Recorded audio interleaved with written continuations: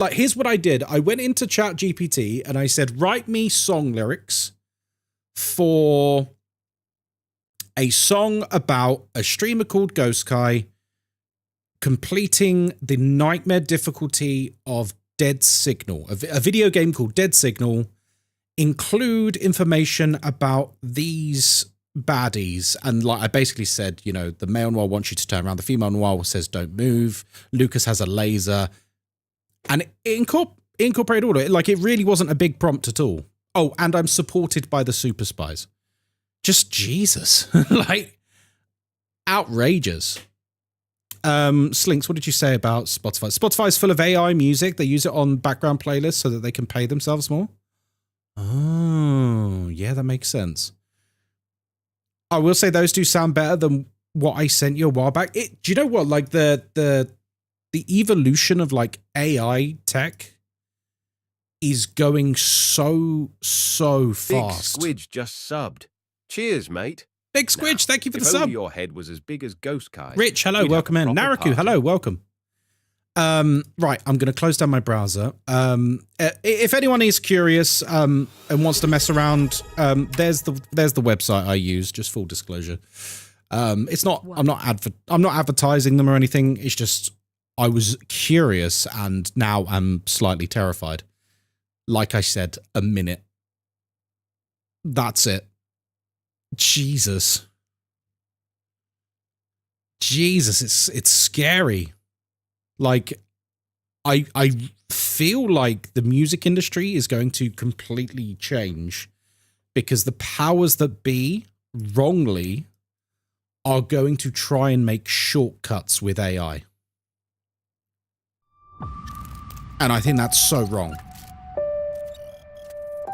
Like, if people use it to, like, fuck about and, like, write a song about them and their friends, you know, doing something funny in Fortnite or whatever, like, you know, who cares? But I don't think it should replace real art. You know what I mean?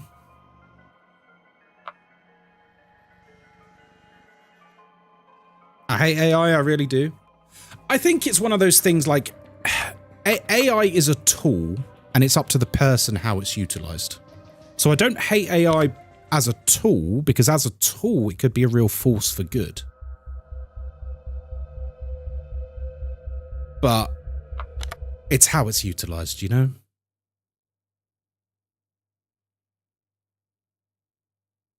Exactly, yeah, Alex, like AI being used for medical analysis to fight cancer faster. Yeah, great example. Like, it's an incredibly potent technology that is only going to go from strength to strength to strength.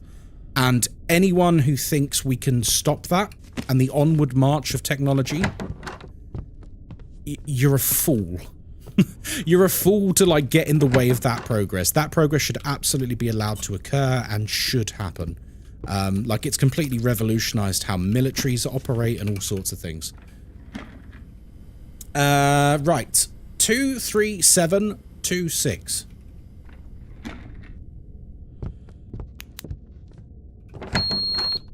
Right. Whoop. Wish you a nice stream. First time I've seen someone streaming this amazing game. Oh, I love this game. I love Dead Signal so much, Vicious Coil. It's so good. Welcome in, my friend. So sadly we got a red signal, but that's okay. When I say I hate AI, I hate how it's being... Oh, no, I know what you mean. I know what you mean, Smashly. This week's Phasmo challenge is highly annoying. Yeah, I've heard that from a couple of people. I've not done it myself. Okay, everyone. Everyone, crack your necks. Crack your fingers. Crack your eyeballs. We're here to win tonight. Nonchalant. Nonchalant. I don't actually care if we win, but it would be nice.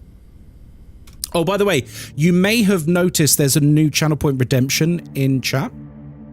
You can now complete daily missions in chat. Cracking eyeballs sounds interesting. Yeah, I don't actually recommend anyone actually cracking their eyeballs. I feel like you might explode your eyeballs. You might explode your eyeballs. Maybe don't do that one. Try to crack the eyeballs. Hello, Biter. How you doing, mate? I hope you're doing well, buddy. Instructions unclear. I can't see anymore. Oh, God. You've cracked your eyeballs, didn't you? That's my fault. Does that mean I'm culpable for your medical treatments now? Calm down, Ghostkai. You're typing more than us now. Oh, God. Oh, God, the spam. Sorry. Yeah, I forget. I forget. Whenever I explicitly tell you guys about a new toy, I always forget that people go mad with it. So there's going to be a new kind of stream streak with that, whereby... So I have always felt very sorry for people who have high stream streaks that get reset. I always feel sorry for those people. So that's why I've now introduced a daily mission. It's not actually daily, it's just every time I stream. Which means that you can get, you know, a stream streak of your own alternatively. So, like, you know, if someone has a stream streak of, like, 2, they could always point to that and go, well, yeah, but this one is 200. And you go, ah, yes, they're a gamer. Or a loyal super spy. I've not found any items yet. That's not good. Oh, bag. Bag. Bag.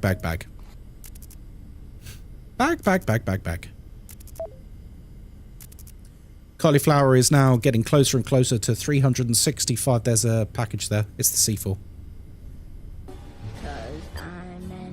Thank you, Alex. Super spy. Super spy. Thank you for that. I'm on 146. Damn, In's Angel, that's impressive. 340? Jesus Christ.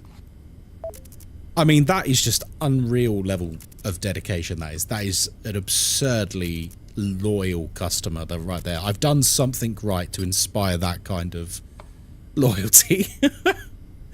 The thing is, once Cauliflower hits 365 streams in a row, Collie's just going to never come back. That's it. Completed it, mate. Completed it. Never coming back. You know, that still happens to this day. It always catches me off guard. Sometimes, like, someone in chat who's been around for a really long time and is really active, really talkative, every single stream, they just disappear sometimes. I was speaking to the mods about I'm not going to name names, but I was speaking to the mods about someone yesterday. Someone who used to be subscribed for like 3 years and was in basically every single stream for about 3 years, just suddenly disappeared, like in the last month. Really weird. And like, you notice when someone disappears. I always notice when someone disappears anyway. And I always think to myself, oh God, I hope they're all right. But then, you know, it's just life, isn't it? You know, maybe they got a new schedule or whatever. Zeth, oh my God, hello. Cool Liquid, hello. Still rooting for you. Oh, thank you, buddy. I appreciate that. Hello, Mrs. Hedge. How are you doing? Welcome, welcome, welcome. Lurking as I need the distraction. Listen, distract away. Distract away. Yeah, it's one of those things, like, I think I start racking my brains for who's missing. I can't name names. That would be unfair to do.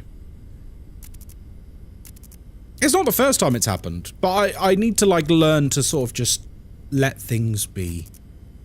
You enjoyed my 4-year video earlier? Oh yeah, guys, if you didn't see, I put together a little supercut of some of my favorite moments on Twitch from the last 4 years.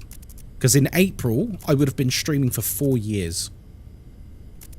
I put together some of my favorite moments. Is that a remote? It is, right?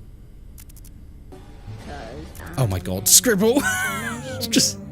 Super spy. Super spy.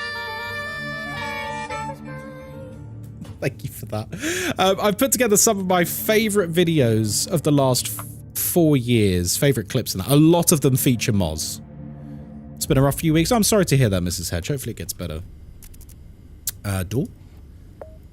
If you want to check out the video, it's on my YouTube now. It's not one of those videos that's for anyone else. It's kind of just for you guys. You know what I mean? it's not really for other people. They won't understand it. Like, strangers will watch that and not get many of the references. The video was a nice walk down memory lane. It was, wasn't it, Old Nuts? I'm glad you think so. I had a real pleasure making it. The thing is, like, I had in my head, I was like, I don't want this to be longer than 5 minutes long. Because if it's longer than 5 minutes long, people will just turn off. Like, they'll just turn their brain off and go, oh god, I'm not, like, how self-indulgent is this? He's done an hour-long compilation. I was like, no, it needs to be less than 5 minutes, otherwise people can't actually sit through it, realistically. So I kept it short and sweet. I kept it short and sweet. Like, we've got content on there from basically every single year of streaming. 20228, thank you. Is it me or does the game look extra dark today? Like, the shadows are looking extra dark there. I don't know whether that's just my eyes. Been here almost the entire time. You have.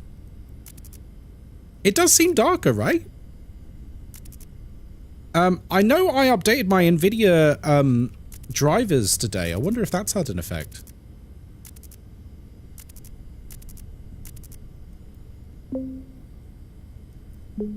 Might be because your eyes are cracked. That might be it. Hello, Rick. It's funny you made a 4-year video because after I subbed the other night, I was thinking doesn't feel that long because I'm only 2 months away from 4 years subbed. Yeah. I mean, we might do another video that's a bit more comprehensive that sort of shows the evolution of the channel. Because I feel like it's worth celebrating. I've never really celebrated how far we've come. Hello, Illithid. How you doing? And maybe we will do this year. It might be worth doing a better, longer video, if you know what I mean. The one I posted today was very much just self-indulgent. Here's some of my favorite moments. And a lot of them are Moz. A lot of them are Moz. What can I say? Like, I was looking through clips, and every time I see a clip with Moz, I've already done the van, thank you, Sock. Every time I see a clip with Moz, I'm just like, happy. I'm just happy. So, yeah. I mean, I had to have, like, the Malaysia reveal on there when, you know, I told her I'd booked Malaysia in 2023. God, like, that stream was incredible. Absolutely incredible. We cried. We did a cry. Do you have a specific date that you consider, like, Ghostkai's birthday? See, this is going to sound a bit strange, but I kind of don't really care about when I started streaming, because I started streaming basically the very end of March, very beginning of April 2021. But the thing is, I made Twitch partner like 5-6 months later. And I think because I made partner quite quickly, I almost count the partner anniversary as like the main celebration. It's almost like, you know, when you get married, you don't really care about the date you got together anymore. You care about the date that you got married. That's your new anniversary. So I don't know. I guess we could just call it April the 5th or something. It doesn't really matter. It doesn't really matter. But partner date is December the 15th. That's the one I remember. I still remember getting that notification now. Oh my god. I got the notification, and I just happened to be off work that day. It was just a beautiful coincidence. And I went into Limmy's stream, and I just started talking normally, and then Limmy saw the tick, and his reaction was so funny. He just started shouting. Oh, it's so good. Hello, Laurels. You just got the notification I went live. And this is why I have a 10-minute intro. Because sometimes notifications come through really freaking slow. That's why I have a 10-minute intro, because notifications get fired out at all different times. Although 30 minutes is very slow. That's very, very slow. I need to start checking the room.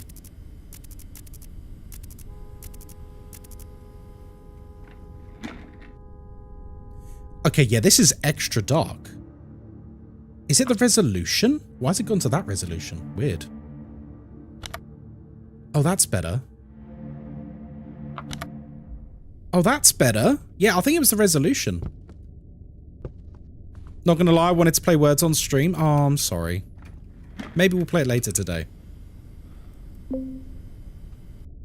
I also feel like, I don't know if anyone agrees or not, or if you care.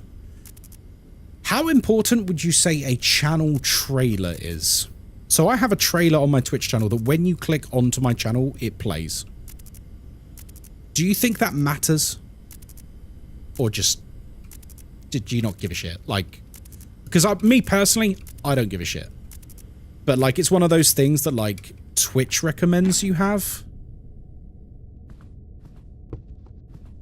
I never watch them. Yeah, like I'm not one of those streamers who when I get raided, I play a 2-minute trailer.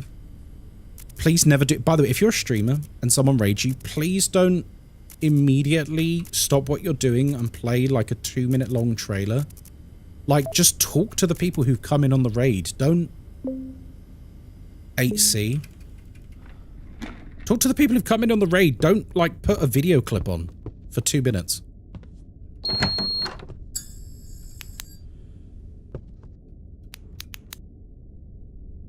One, 2, 3, 4, 5, 6, 7, 8, 9, 10. Update it with the 4-year anniversary one? Well, it has to be less than a minute long, a channel trailer. But to be honest, I don't think anyone cares. I don't think anyone cares. But yeah, that nothing turns me off more than raiding into someone and they then disappear for like 2-3 minutes and play a trailer instead. I want to see your reaction. I want to see you and your community, as do the people coming in on the raid. Don't play like a video. Like, no, let's see you in your element. Let's see you interacting. And look, you know, it's not one of those things that's like really people's fault. People just take advice from other people, right? It's just a personal preference for me.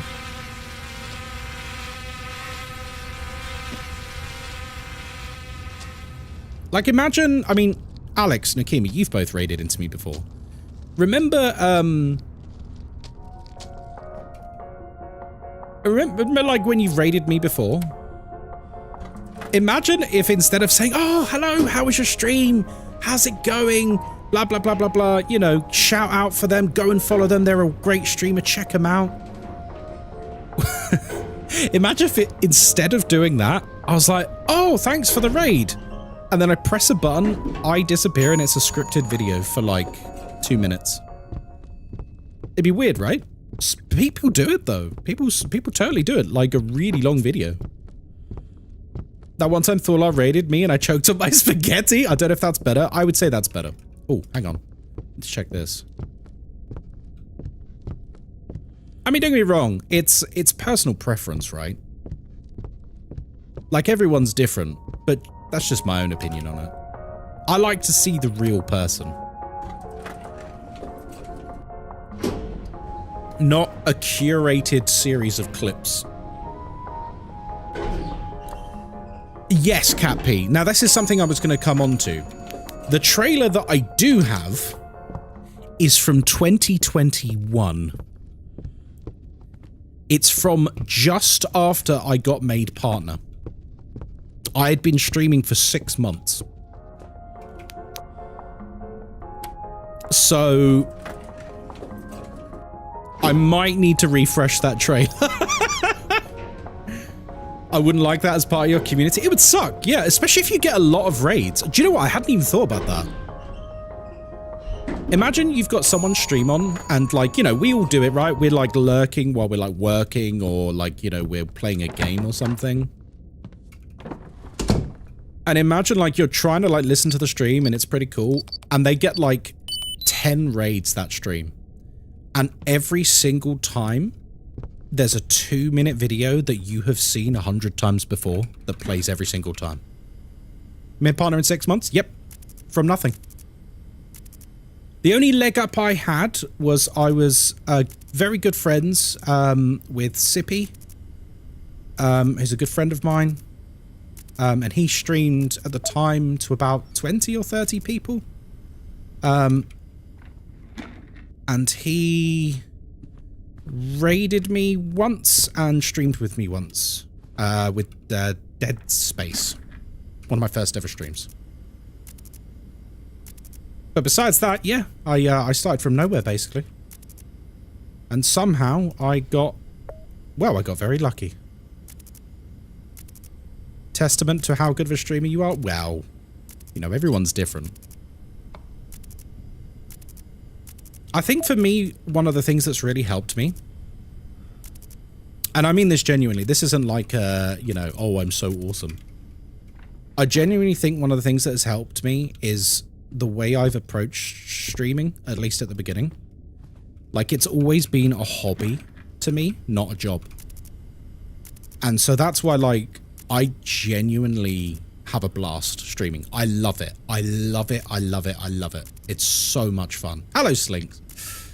You remember that Dead Space stream? Oh, it was so good, wasn't it? We're in the danger zone. We are. I love, like, genuinely love streaming so much. It's my favorite hobby. I would rather stream than play computer games. I would rather stream than play Warhammer. I would rather stream than read a book. Like, I love it. It's so good. And I think because I'm still, you know, approaching it with this mindset, I think that works because I genuinely have real joy. Super real joy when I'm doing it. Like, I love talking to you guys so much and, like, playing fun games together and, you know, making silly jokes and teasing Americans about how they use knives and forks, you know, all sorts of things. I remember being nervous for my first ever ban in case you went mental. Nah, I trust you, Rick. More than Warhammer? It's true. Like, I truly adore this. I love it. And I think that's one of the other reasons why I've not tried to pursue content creation full time. Is because, you know, it's like an old adage, isn't it? Where, like, once you start making something a job, it, like, takes all joy out of things. Lotus is done 16 past 11. Ah!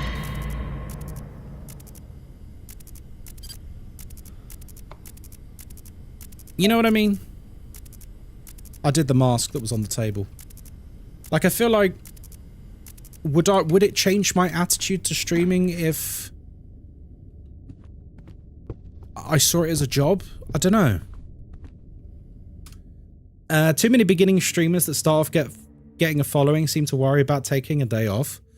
I mean, I'll be honest. Yeah, I still think about that myself. I think one of the unspoken rules to content creation, and once you reach a certain size, it's different, because it doesn't matter as much. But certainly once you reach a certain size, when you're streaming, if you haven't made content recently, you basically don't exist. And it's a really hard thing to wrap your head around, and it's like a horrible thing to wrap your head around. But if you haven't made content in a while, you don't exist. If I didn't make content for the next 3 to 6 months, and I'm not offended by this, but I can almost guarantee most of you would move on. If not all of you, most of you would move on. You'd find other people to watch, you'd find other things to do. Like, you would. And that's fine. Like, you don't owe me anything. You know what I mean? There's nothing wrong with that. That's like a natural churn of content creation. But that's why a lot of content creators are terrified to take time off. Utterly terrified. Myself to an extent as well. I'll happily admit that. The first time me and Moz went to Malaysia, I was scared. Like, taking 2 weeks off. Oh my god.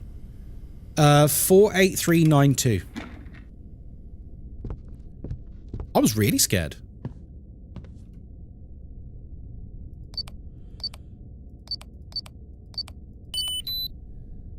I've also talked to streamers that gain a following based on one game and then grow tired of that game, but they feel so stuck now because now it's their career and they can't stop or change. Yeah, I could name a few people like that.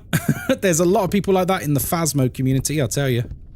You can tell their heart's not in it anymore, but they sort of don't really have a choice because they stream like, you know, 6-7 times a week. And all their content is Phasmo. Yeah, DBD as well. DBD's really bad for it. You get burnout that way. Like, if you... Like, I still love Phasmophobia because I play it, like, once or twice a week on stream. I still have shitloads of hours in the game, but I only play it, like, once or twice a week, which means it's still really, really fun. If I was playing Phasmo, like, 7 to 10 hours a day, every day, on stream, I think I'd be sick of it. I think I'd be really sick of it. It doesn't mean it's a bad game. It's just gonna burn yourself out. It's not like that kind of game. How's your day going? Hello, Leroy. Welcome in. Our day's going pretty well, my friend. I'm glad we got over the lower viewers if not playing Phasmo Hunt. It took a while. I was speaking to another streamer about this last week or the week before. They were asking about, like, you know, how do you sort of like maintain your numbers when you're doing variety? And I'm like, I don't. And they're like, what do you mean? I was like, well, if you look at, hang on 2 seconds. 1, 2, 3, 4, 5, 6, 7, 8, 9, 10. I feel you there, Nikima. Yeah, you get bored of the content as a viewer as well, don't you?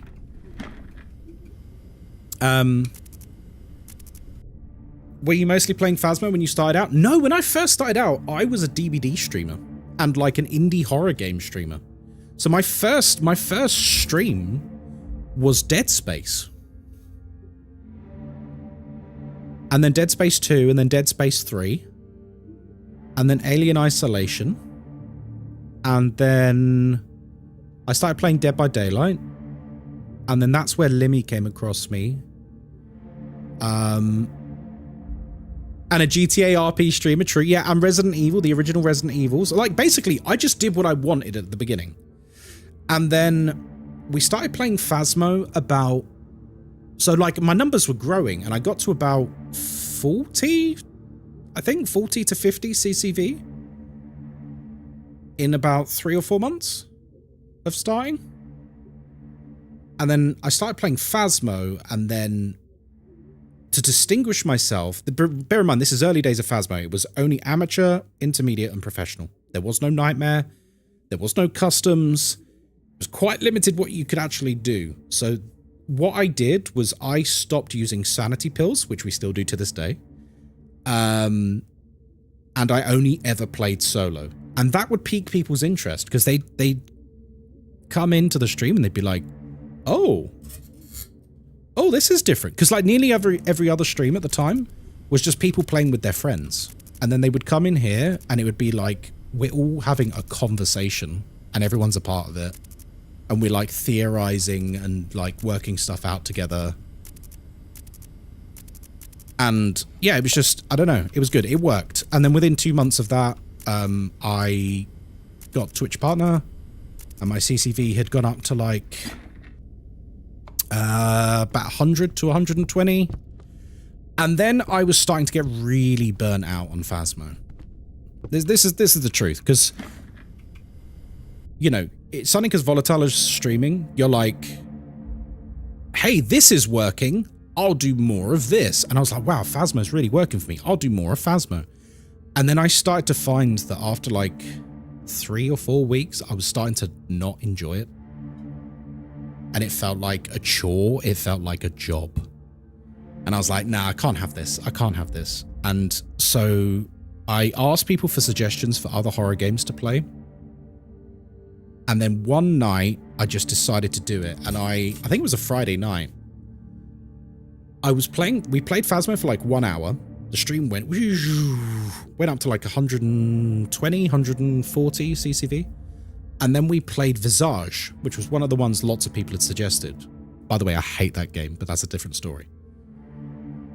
Visage, horror game, you know, lots of jump scares, blah, blah, blah, blah, blah. My numbers went straight down to like 40. And I was devastated. I was genuinely devastated.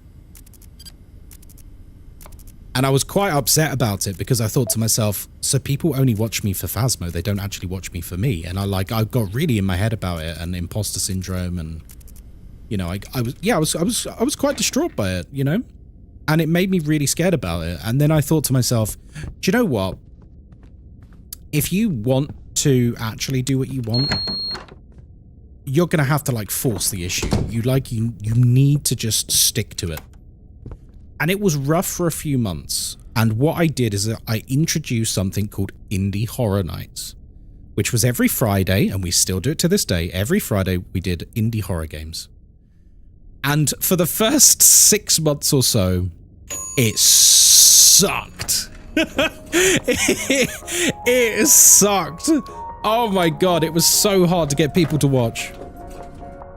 And every single time, people would come in and be like, no, I know you did so. And a lot of great people did like it, thankfully. But like the Phasmo hardcore crowd were super anti it. They were like, why aren't you playing Phasmo? Are you playing Phasmo tonight? Well, I'm not watching. People would outright come into stream and tell me they're not going to watch because I'm not playing Phasmo. Like, they'd tell me that to my face. 1, 2, 3, 4, 5, 6, 7, 8, 9, 10. Is Visage that bad? Yeah, it's pretty shit. So yeah, they people would be quite vocal about being annoyed or upset or frustrated that I wasn't playing Phasmo. And at this point, I was still playing Phasmo 4 days a week or 3 days a week. And I'm just saying to people like, guys, come on, like, you're still getting it like 80% of the time. But they were upset that that 20% wasn't still the same game. But they were relentless. They wouldn't relent on it. But I stuck to my guns and we kept doing indie horror, and then we started to do more variety. You know, we did like Sea of Thieves and stuff like that. And there were a lot of people who were like, basically they only cared about Phasmo. Thankfully, those people, they stopped complaining and they unfollowed and they never came back. And I'm kind of grateful in a way that they didn't, because it used to really make me second guess everything. I need to check this. 80801 4C. 4C. And 80801.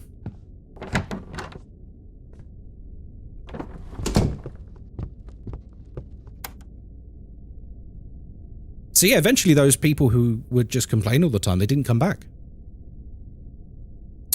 And then we started to expand things, you know, indie horror led the way.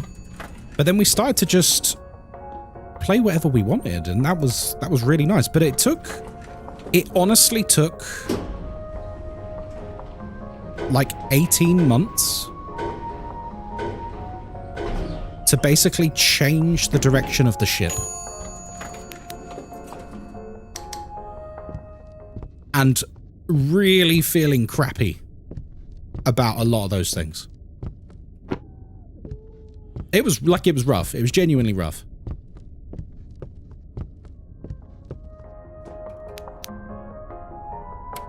Like when you would see certain names and you would only see them for the Phasmo streams, like it did feel bad, because it made you feel like they didn't like you as a streamer. They just like the content. But I think we've moved past that now, and I think thankfully I'm very, very lucky that we now have a community that seems to just enjoy hanging out with each other no matter what's going on. And, you know, we seem to just do whatever now, and I really, really like that. So thank you everyone who's one of those people. Well, I'm doing a little reset here. And I'm very lucky. What Resident Evil are we playing this April? Oh, is that what we're going to do? Is that what we're going to do? My birthday month? Oh, crumbs. Are we doing another Ghostkai birthday month? Where we play things that I like? We do every year. Yeah, you're right. We do it every year. And now I'm really excited. What if we played... I know there's a harder version of Alien Isolation. There's meant to be like... 8403 for the sub. Now, why is Kim Jong-un like today's music? They both ain't got the same soul. Fair enough. Thank you very much for the sub. Legend. What was I saying?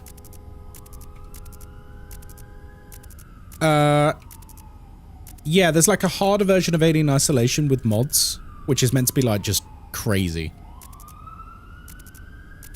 Maybe that would be fun. Maybe. Now this one's controversial. Maybe we could try speedrunning. Something I've always been curious about doing on stream. Like speedrunning Resident Evil 2 or something. Or playing Dino Crisis on... Oh my god, Dino Crisis stream. Oh, we could do... Oh my god, we could have a month of Ghostkai's childhood games. Oh, that would actually be so good. The only thing is about streams like that is they're wonderful for your own happiness, but they're really bad for growing. 1, 2, 3, 4, 5, 6, 7, 8, 9, 10. Perfect. Retro week, retro month, more like. Yeah, we could play Jurassic Park, the Mega Drive version. We could play Streets of Rage. We could play Sonic 2. We could play... oh my god, there's so many games. Desert Strike. Oh my god, yes. Dino Crisis, Resident Evil. Yeah, we could do all of it. Can we? Sounds amazing. I don't see why not. Abe's Odyssey. Oh, Big T. Now we're talking. Now we're talking. A month of childhood games. Tomb Raider. Yeah, the first one. For sure. The Sonic Drowning theme is anxiety inducing. It is. Yeah, no one likes that song. Oh,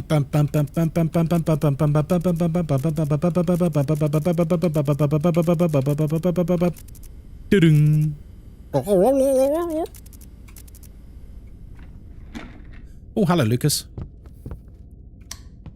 Rayman? I never played Rayman as a kid.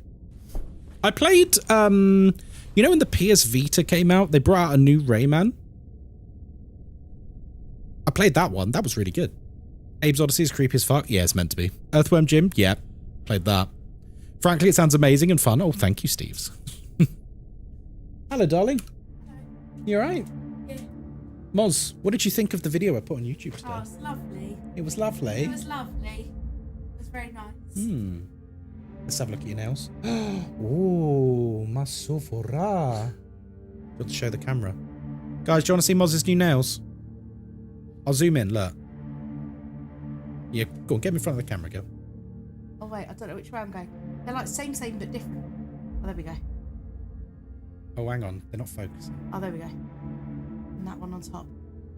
Oh no. Come back a bit, come back a bit. There you go. It's so difficult, I'm not a profesh. Very nice. Your, Nice. your dinner is in the fridge, darling. Thanking you. Chef Kai. Oh, there's so much traffic. Oh no. Pretty, gorgeous, love it, love it. Love the Moz, I love the pearlescent base. Ooh. Did I just catch the end of Moz's nails? You did, Holly, sorry. I missed Moz time. You did, and that's the best part of the stream, everyone knows. Plus, mate. Getting distracted by the huge rock on the finger? Listen, when you love someone, you gotta let them know, alright? You gotta let them know.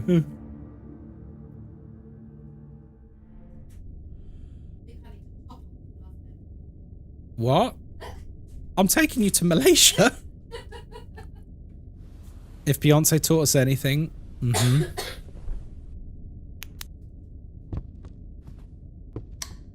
Okay. We're just gonna come over here. Ghostkai, have you ever played Wii Sports? Digilad, I think everyone in the world has played Wii Sports. It's the most popular game franchise ever. It is actually, yeah. Because Actually, no, Pokemon. But Wii Sports is up there. Wii Sports is like one of the best-selling games ever because the Wii was shipped with a copy of Wii Sports. Yeah, I feel like Wii Sports is cheating when it comes to sales figures because it came with the Wii, which was an incredibly popular console. Say that about Halo. Yes, because the Wii was like far wider reaching. Assassin's Creed 3 Liberation with crystal white PS4. That was bad. Very specific. Yes. Like the U2 album we were all stuck with. Exactly. Yes, everyone was given that YouTube album. Oh, hello. Everyone was given the U2 album through iTunes, weren't they? God, I remember that.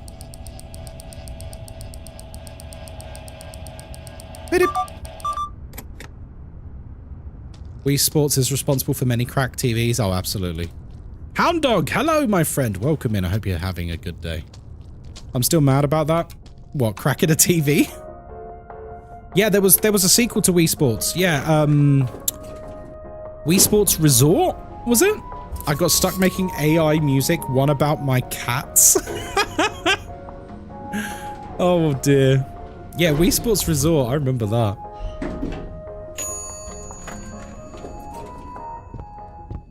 Oh god, yeah, that U2 album. 808 10. Oh, 01, sorry. You're an absolute beast at wakeboarding. Ooh. Sorry, did you call for a community Wii Sports night? I don't think we can do that somehow. Maybe we can, I don't know, but I'm pretty sure we can't do that. Through the internet.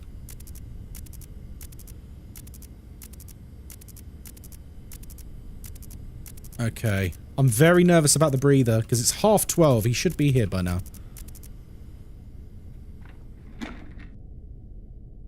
I'm pretty sure I saw a gun, by the way. Yeah, we get one on the projector at KaiCon. That's true. In the stadium at KaiCon. Because there's going to be that many people.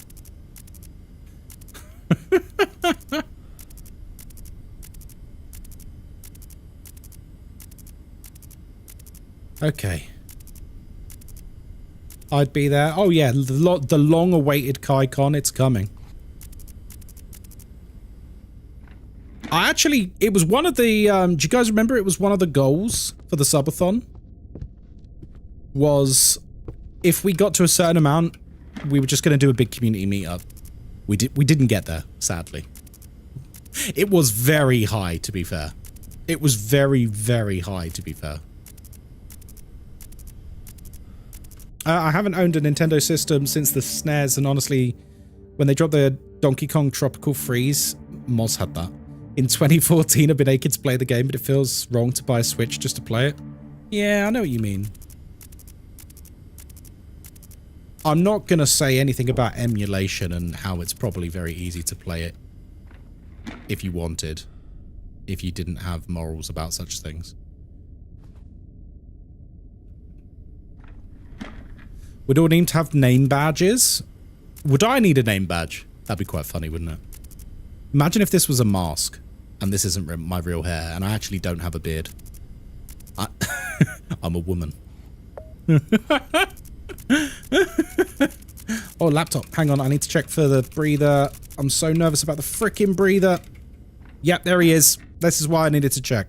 And you're not white? Oh my god, yeah, imagine. Just nothing like me. Like the complete opposite of what you see right now. I'm actually a black woman. Just very impressive prosthetics. And makeup. Yeah, the AI got you good, guys. The voice changer and the fake white bearded bloke sat in front of you. It's all fake. Has been for the last nearly 4 years.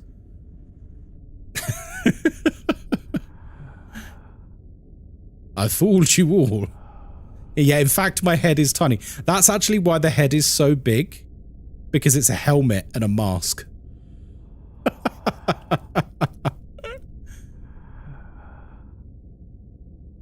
It's actually not a real head.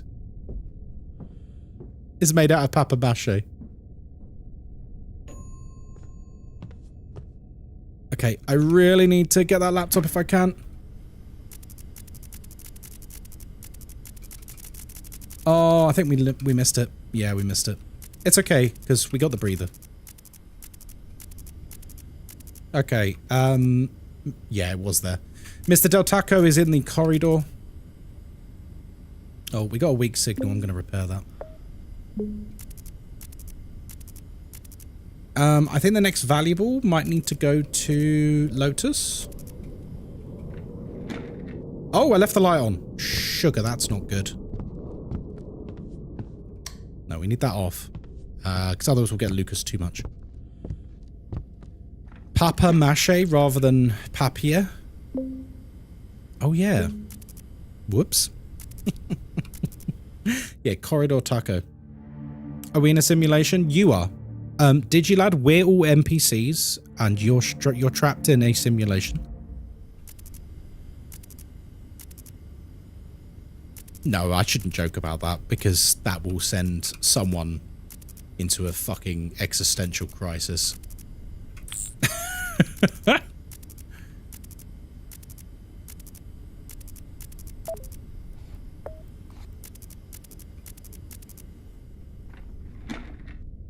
He's just a chill guy. Mm-hmm. Ice cream's so good. Gang gang. I don't have enough gin for that one. Well. Yeah, let's not go down the rabbit hole of whether or not you are actually real.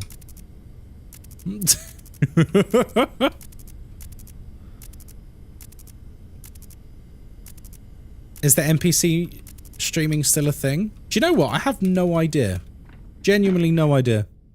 I can't say I've ever watched a TikTok stream in my life. 1, 2, 3, 4, 5, 6, 7, 8, 9, 10. It was truly bizarre to me. But it worked. This is the thing. I don't fault any of the streamers who were doing it. Because it freaking worked. Some of them were making bank. 8C, 20 minutes. 8C. And the reason it worked is because their primary audience was children. And it was just constant stimulation for children. Cheers to HoundDog94NL for the sub. Thanks for the now, sub. If only we could sub to Ghostkai's head size reduction program. Miss Disturbed would like a dissection and a quick run through of this game. Miss Disturbed, if you do !dead signal in chat right now, there's a beautifully written, very short guide written by our very own Holly. And it's actually pretty great. It's pretty spot on. Give that a quick read. And then if you have any questions after that, let me know. Or if you'd rather me explain it to you, then I can attempt to do so, but it's such a complicated game, it's hard to put into words in a quick fashion. And I'm usually very reluctant to do the explaining because sometimes it can take, 5-10 minutes to explain it. And then literally 5 minutes later, someone else comes into the stream and says, hey, can you explain this game for me? That's happened a few times in the past, especially when we've been streaming on TikTok at the same time.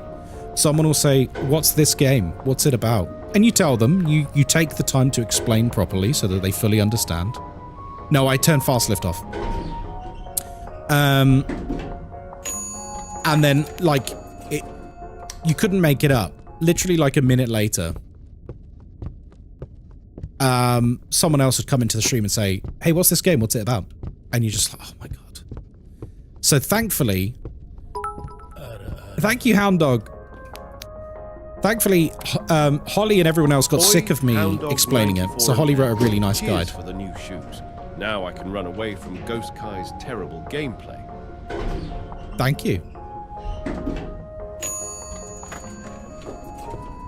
Yeah, we're not streaming on TikTok tonight, just because I don't think Dead Signal is a good game to stream on TikTok, personally. Although some people on TikTok seem to really enjoy it, there is no way you can see, like, the code changing and stuff like that. You know what I mean? It doesn't really work for TikTok. The screen's too small. I can't see it. 95954.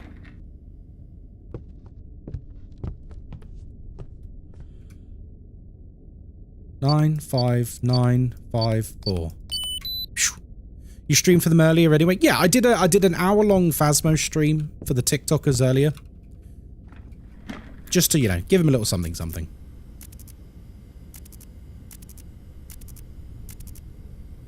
I did see a stat yesterday which kind of shocked me, although I suppose it's more indicative of how rubbish streaming is on TikTok. It told me that I was, like, in the top 5,000 game streamers on TikTok. And I was like, really? There's like millions of streamers on that platform. Like, TikTok's huge. It's got, like, you know, billions of users. So for me to be in the top 5,000, that I don't think that says a lot about the platform. Because it's never a platform I've put much effort into in terms of streaming. In terms of the other stuff, sure, but not in terms of streaming. You're just the best. No, I don't even think it's that. I think it's more indicative that the vast majority of people, like 99.99999%, probably never get a single viewer or any money from it, because I think they do the rankings by how much money you get from it. Because everything on TikTok is about money. Everything is about money. You must have heard me joke before when I'm live there. If I haven't had a gift on TikTok when I'm live there in like 2 minutes, they send me a notification literally being like, hey, you haven't had a gift in a little while. You should ask your viewers for gifts. That way it'll encourage more engagement and push your stream out on the FYP even more. Everything's about money. The code's changed again. Yeah, TikTok battles. Oof. 53371.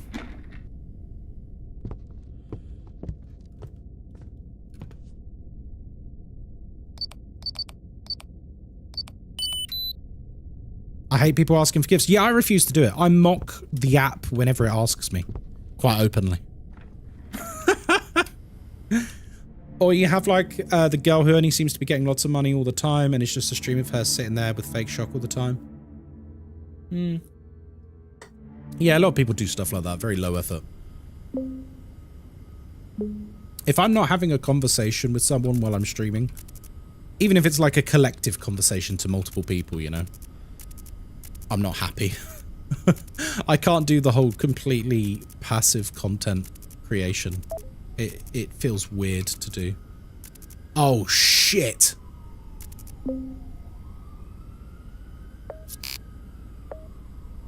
She hacked us. Lotus hacked us. That's okay, we got the money.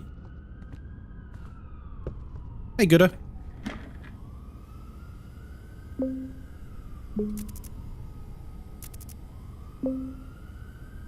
Wait, I'm confused.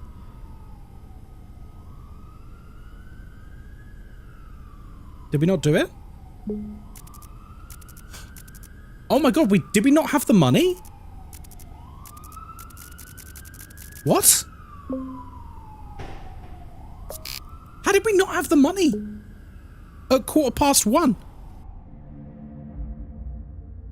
Well, I mean, that's GG. At 1:15? How do we not have the money at that point? You usually get at least 50... Oh, we've done multiple camera repairs, haven't we? Oh, god damn it. Okay, that was our warm-up. That's fine. It's our warm-up. We were too chill. I don't care. We're having a nice time. We're nonchalant. Oh, that's actually quite unlucky. We had a lot of broken cameras and we had a red signal for most of it. That's pretty brutal, but that's okay. On the plus side, we still hadn't triggered Mr. DeFalco, and it was 1:15, which, that's pretty good going.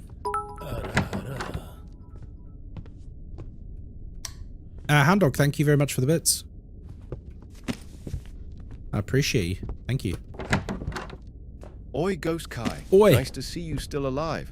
And Hound Dog 94NL, cheers for the new shoes. Well, now alive I can run away is from your terrible debatable. gameplay. Hey. Right, new code is 54879. 54879.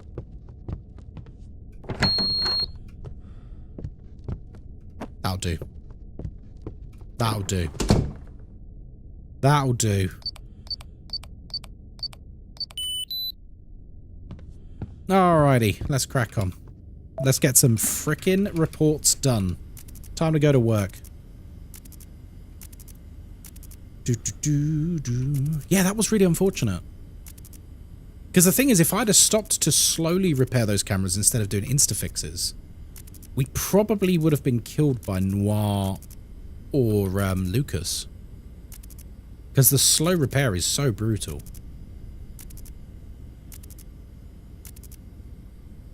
So we kind of had to use quick fixes, but that then meant we didn't have any money for the big hack. Damn. Oh well. That's fine. We just need to, you know, get back in the zone. We can do that. We can do that. We're all warmed up now. Everyone is now mentally warmed up. We've had a good chat. And we've not really been missing much while we've been having a good chat.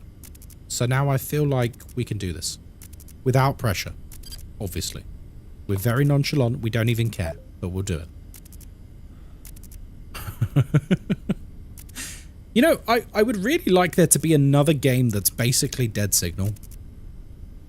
And I don't think there is one. I don't think there is one that exists that captures this level of stress, concentration, and perseverance in the same way that Dead Signal does. Welcome to the Game 3. I don't think that's coming out anytime soon.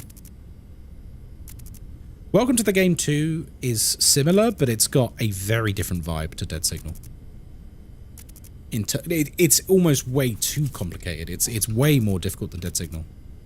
To the point of being pretty unfun, unless you know exactly what you're doing.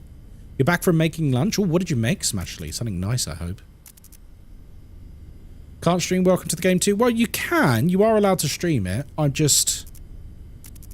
I felt very uncomfortable streaming Welcome to the Game 2, and I think a lot of people in chat felt quite uncomfortable with it as well. It's pretty bad. Much less RNG, but more complicated. That's a good way to describe it. I like that. Leftover roast beef in sandwich. Ooh, lovely.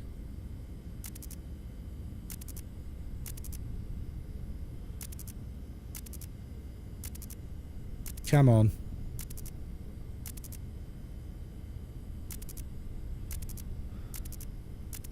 Come on, sausage. By the way, did you know it's the Steam Next Fest this week? So there's like a bunch of demos out this week. I'm quite inclined to give some of them a try. Like on stream, I mean. There's some that are on Daredrop as well, so we could literally get paid money to play some of those demos, which is pretty sweet. But yeah, Steam Next Fest is something you should always check out, because you'd be surprised what you might end up enjoying. You know the guys who made like Snow Runner and Mud Runner and the Expeditions one? They've got a new game that's got a demo on there. It's about building roads. So I think it's all like diggers and, I don't know, large vehicles. Large vehicles and going off-road and construction and stuff like that. Which sounds like a bit of me. Put a hard hat on for that stream. Road Builder? It's something like that. Yeah, yeah. That sounds right. So there's a demo for that on there. Roadcraft. Is it that one? I think that's it. I installed it, actually. Come on.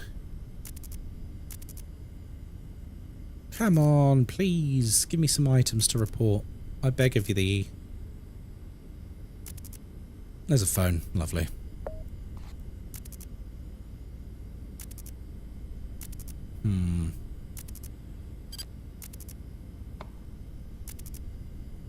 Come on, then.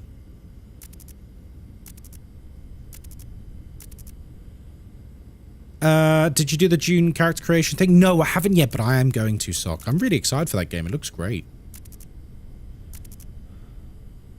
I really, really enjoyed the Dune remakes. The ones, you know, that have been in the cinema the few last years. I've thoroughly enjoyed them.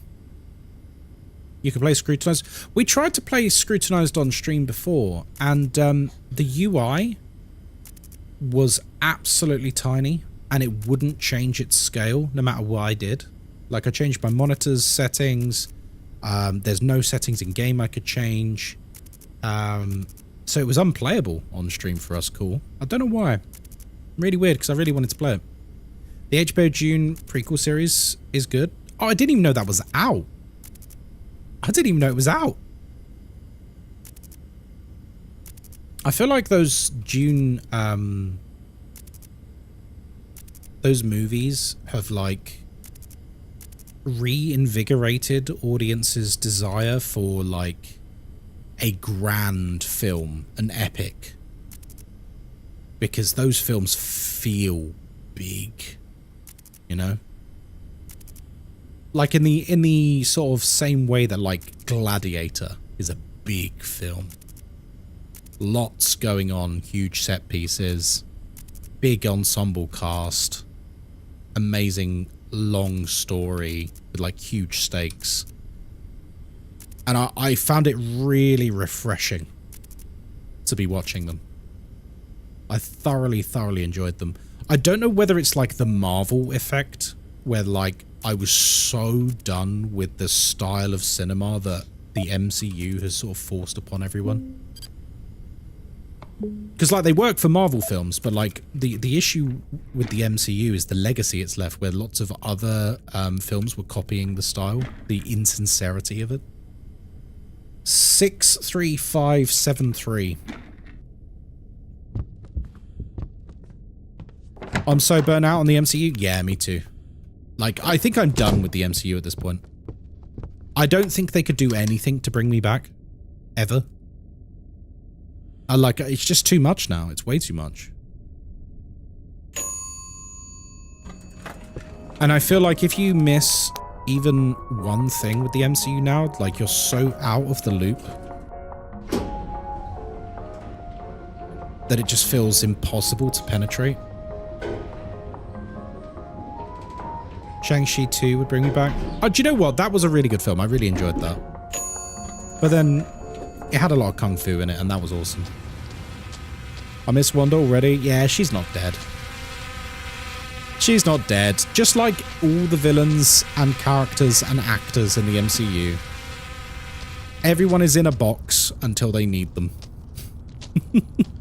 I mean, for Christ's sake, they're bringing back Robert Downey Jr. I mean, come on. That's like one of the most laziest things I've ever seen. They didn't bring him back to be like, oh, alternate universe. They brought him back because he's Robert Downey Jr. and he's going to sell movie tickets. They're doing a new Punisher one-off special that I'll probably watch, but that's it. Is it going to be violent? I feel like a Punisher film needs to be violent, like really violent. If it's toned down, I feel like it's not the Punisher. Doctor Doom? Yeah, that's right. Yeah, he's going to be Doctor Doom. But he's clearly going to be like a variant Doctor Doom that was Tony Stark and has become Doctor Doom or whatever. Because how else are they going to explain... How are they going to explain that it's the same actor as Iron Man? It's such a weird decision. There must have been other actors they could have got.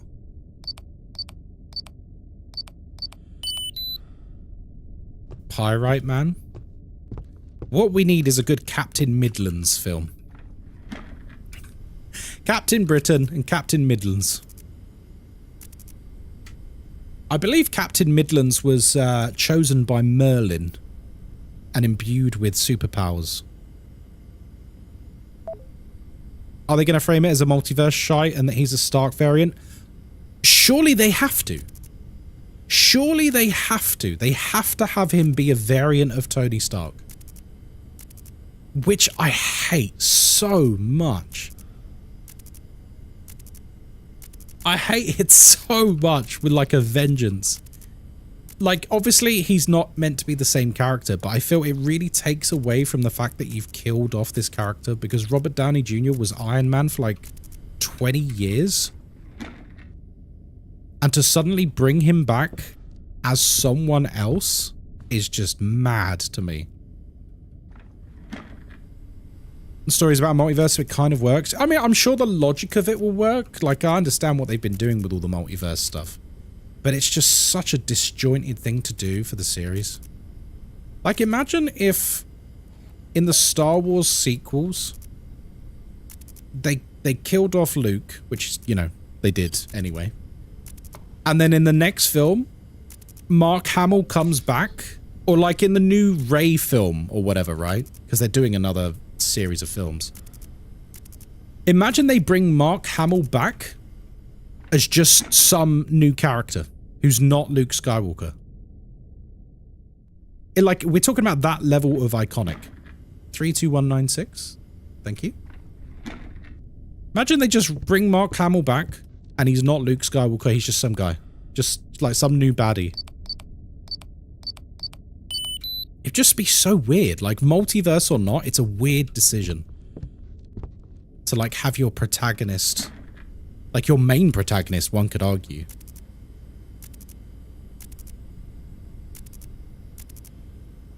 What about DC? I don't know. I feel like DC has kind of universally been pretty shit for a very long time because they tried to rush it. With the exception, of course, of the Nolan Batman films, which were fantastic. They were incredible.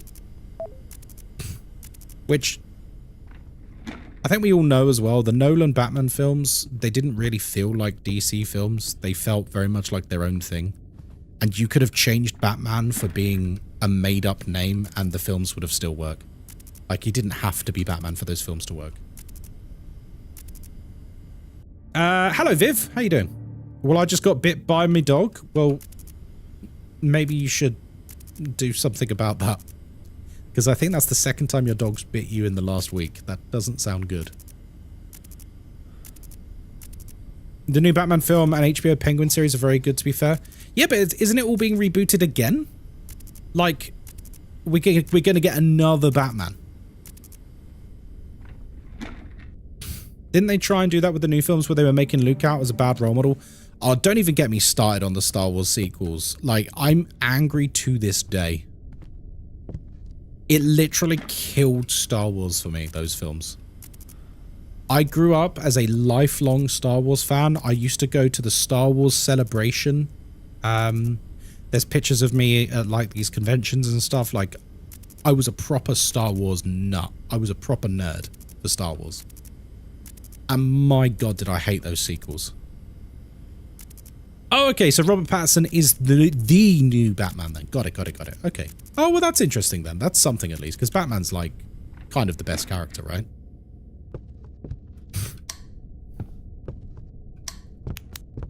Like, the character assassination they do on Luke Skywalker for no reason is actually insane. Like, the logical leaps they went through. Like, because bear in mind, like, people have been fans of this character for like 40 plus years. In films, in video games, in novels, in comics, in literature. Like, people have been fans of Luke Skywalker as a protagonist intimately for a very long time. And for them to somehow just be like, He sensed the dark side in his best friend and sister's son. While the kid was having a nightmare. And so he decided to murder him. 4, 5, 6, 7, 8, 9, 10. Oh, didn't mean to do that. Like, it was such a awful character assassination. Awful. My friend also broke up with Star Wars because of the newest trilogy. It's so bad. They hated that they threw out all the canon from the comics and the animated series because of them. Yeah, that one was a very poor decision to do that. To destroy the entire expanded universe was insane. I'm glad I never saw the films now. And the thing is though, like, I've got nothing against Daisy Ridley. I actually really like her as Rey. I think in the first film she's very endearing and she's a wonderful protagonist. But the character of Rey as those films go on is like maybe one of the biggest Mary Sues to ever exist.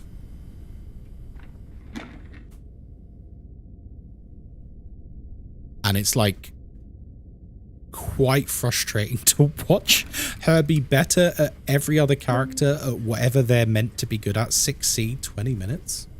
Shit, okay, we gotta go. 6C, we need fast lift for this.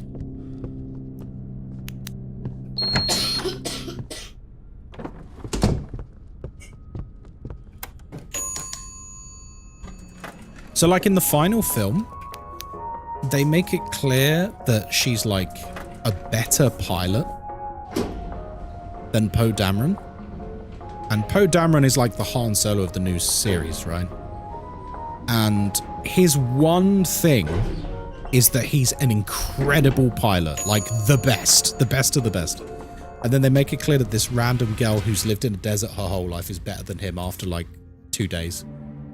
You know the other thing about Poe Dameron? Uh-huh. Just a beautiful, beautiful man. Yeah, Poe Dameron, played by Oscar Isaacs, who is a very attractive man. Moz is making a face. The girl in Rogue One, Felicity Jones, yeah. Come closer.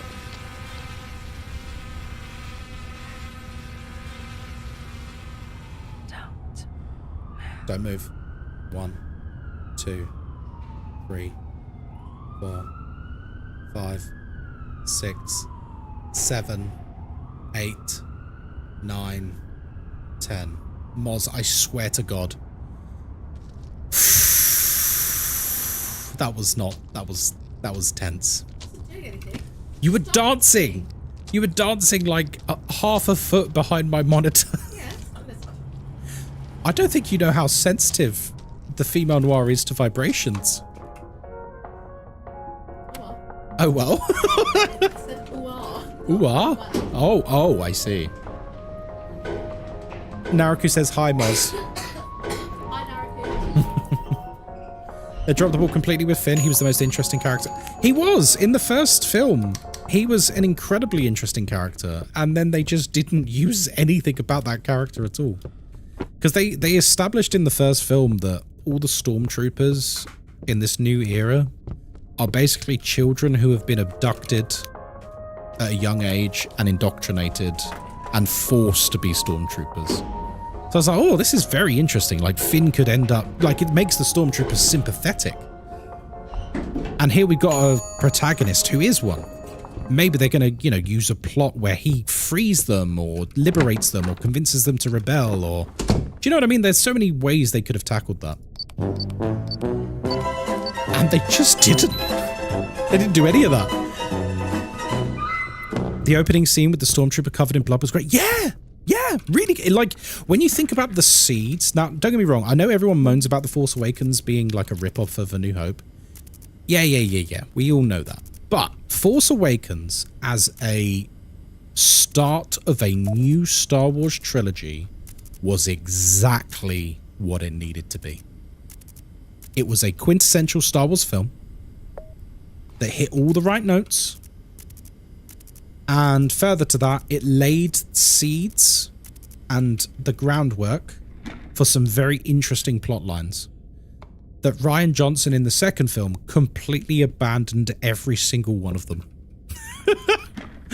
Oh, they introduced too many characters. They did. They shouldn't have done that. They should not have done that. It was just a clusterfuck. The whole thing was a clusterfuck. And then when you realize like how they made those 3 films, you realize it was doomed to fail from the very beginning. Because what they did was they were like, okay, we're going to do 3 films. We're going to have 3 different directors and let them do whatever they want. We're going to let them have complete creative control over each film. So there was no singular vision. 75029.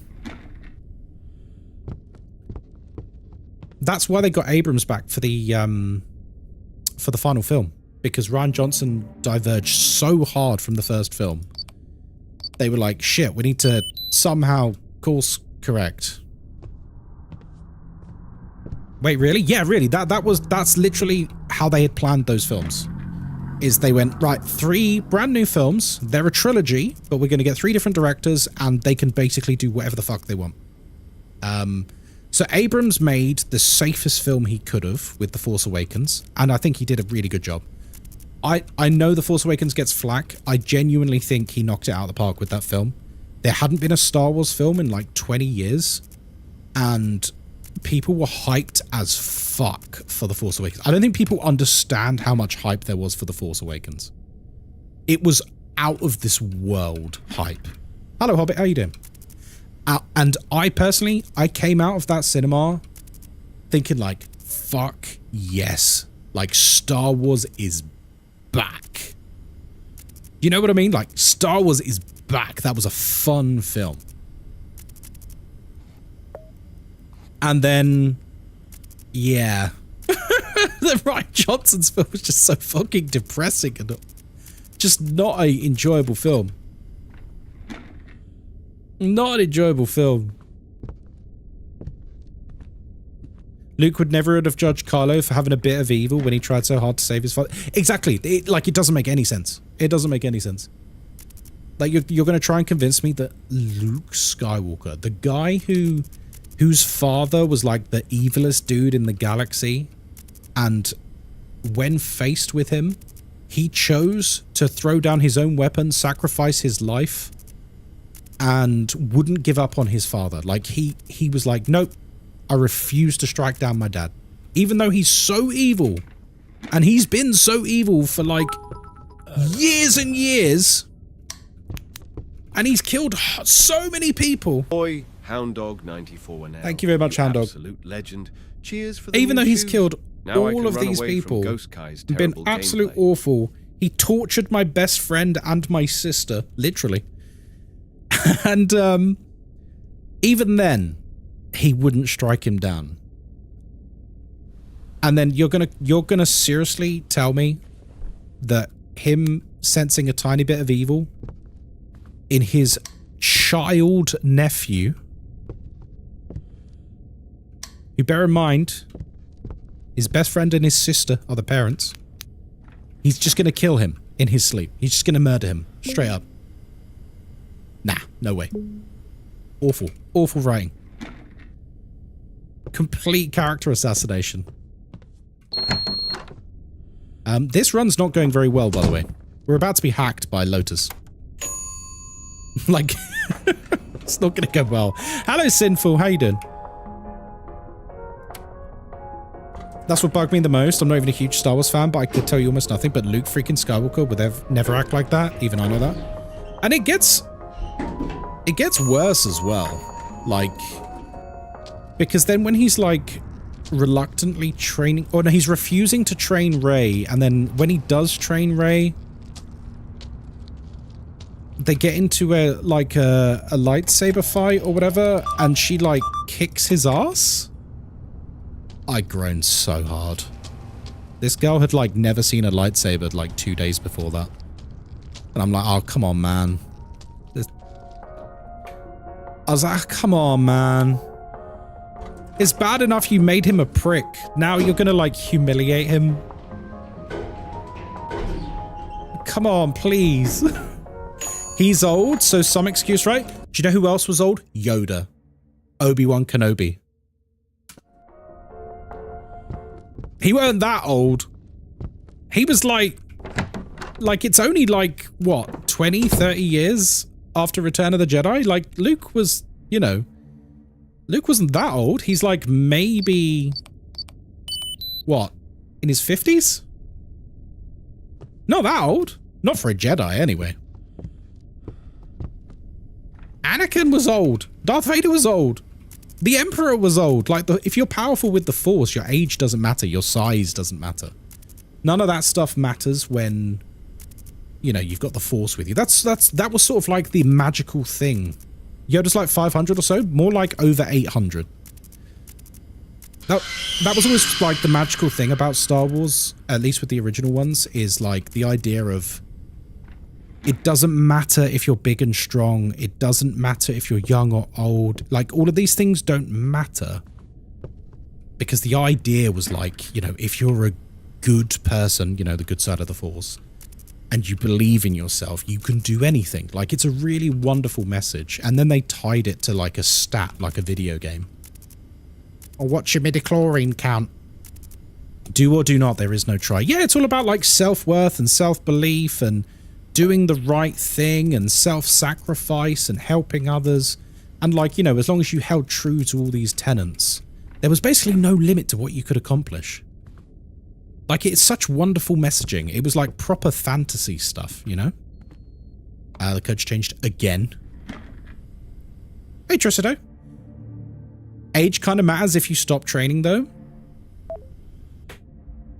You say that, Tricido, but that's completely undermined by Yoda being on a planet for like 40 years or however long, 18 years, 20 years. But also in the Obi-Wan series, he literally sat around and cut himself off from the Force for like decades, like 2 decades nearly. He like cut himself off for ages and he was still a badass. I understand your point though. 51855. But again, it comes back to like what it's in Return of the Jedi, right? Where Luke is basically like, oh, I can't do that. Oh, it's too hard. And he's like panting. And like Yoda squeezes his bicep and he's like, you think this is what gives you strength? This isn't what gives you strength. That's not where your strength comes from. Like, the messaging has always been about that with Star Wars. So like, yeah, you're right about physical training and that, but like the magic of Star Wars is like, that's not where your strength comes from. If we're going back to like the original trilogy, I mean. Mind over matter. Yeah, exactly. As long as you like, you know, had full belief in yourself and, you know, you're strong in the Force, you basically can accomplish anything. That's always been the way the Force has worked. It was just a catch-all superpower that basically can do whatever you need it to do, whatever the script needs you to do. And I just really hate how they just, I don't know. The way they treated Luke in the sequels really pissed me off a lot. Like a lot. Now that's what I call pod racing. No, but that... Actually, pod racing proves my point. Anakin Skywalker is like an anomaly. So, like, I'm going to geek out here because I'm a nerd, okay? I need you to just roll your eyes for a second and go, oh, here he goes, okay? Pod racing is not done by humans in the Star Wars universe. It's not done by humans because humans' reflexes physically are not fast enough. Anakin is the anomaly because he's like basically one of the first humans to actually be able to do it. And everyone's like, what? And obviously it's because he has the Force. And that's the point of the Force. It's like mind over matter. It's like something beyond physicality.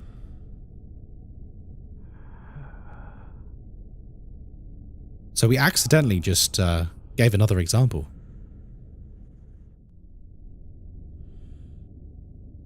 Go away. We're talking about Star Wars. Go away. You don't need to hear this. You're a Trekkie. I can't believe you guys have got me ranting about Star Wars. How dare you? I meant to be completing Dead Signal tonight. Why have you got me ranting about Star Wars? Oh, as soon as someone mentioned the sequels, that was it. How is this our fault? It's not. I'm only teasing. But also, it is your fault. What's wrong with being a Trekkie? Nothing. Nothing at all. Ooh!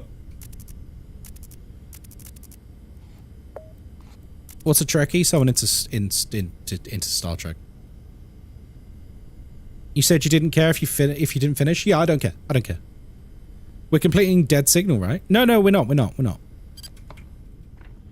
Just have a quick look. Your dad is? Okay. I never got into Star Trek. And it wasn't because, like, you know, I was turning my nose up at it or something. Like, I don't know. I just never got into Star Trek. I've never really tried, or I don't know. I just never did. I saw the Star Trek films and I thought they were dreadful.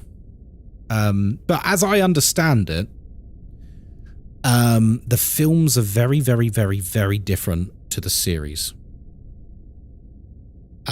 Red Letter Media famously came up with a funny term, and it's because I used to watch a lot of Red Letter Media.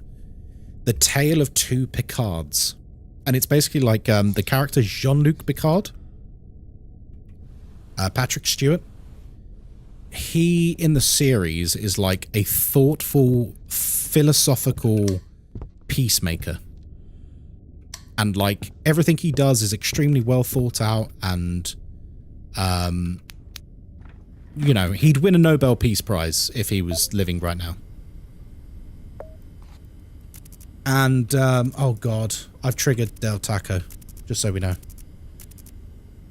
And then the Picard in the movies, despite being the same character, is basically an action hero who shoots first and asks questions later. So that's what I've been told, like, because when I tell people, like, you know, I didn't really like many of the films I've seen. 8C. We're going to get Del Taco'd, but that's okay. People talk... Ooh.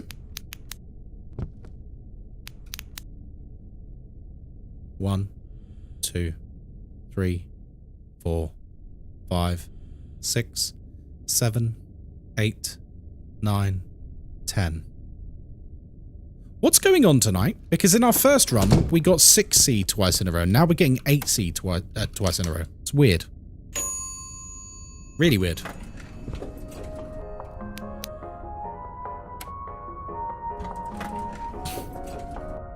Oh no, I get like it fits the plot, Hobbit, but like Red Letter Media showed it in a really good way, where they've had like side-by-side comparisons of like similar situations in the series versus similar situations in the movies. And in the series, he's like, you know, ooh, we can't get involved, and, you know, we have to take this higher path, and it's all philosophical and deep thinking and stuff like that. And then like the same situations in the series, the films, and he like blows the fuck out of shit. Just absolutely blows the fuck out of shit while screaming, usually. Which is quite funny.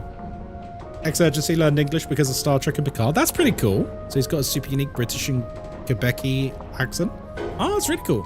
Leonard Nimoy was my favorite in the original, Live Long and Prosper. Yeah, Spock, right? I could have been really funny and said Gandalf or something just to wind you up, but I chose not to.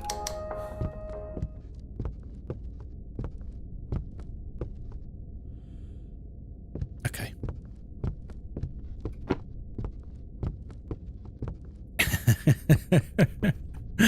Use the Force, Frodo. Famous quote from Dumbledore. Oh dear. And then like a picture of Picard. I love that meme. I don't know why, it really tickles me.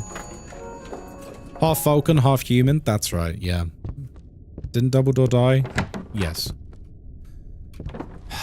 It's a dead signal. First Contact's one of my favorites. Yeah, I've heard, I saw it when it first came out, but that was a really long time ago. And I do remember really enjoying First Contact. This run is cursed. It really is, isn't it? This run is absolutely fucked. We've not had good runs tonight. Like, the runs have been brutal. The runs have been absolutely astronomically brutal tonight.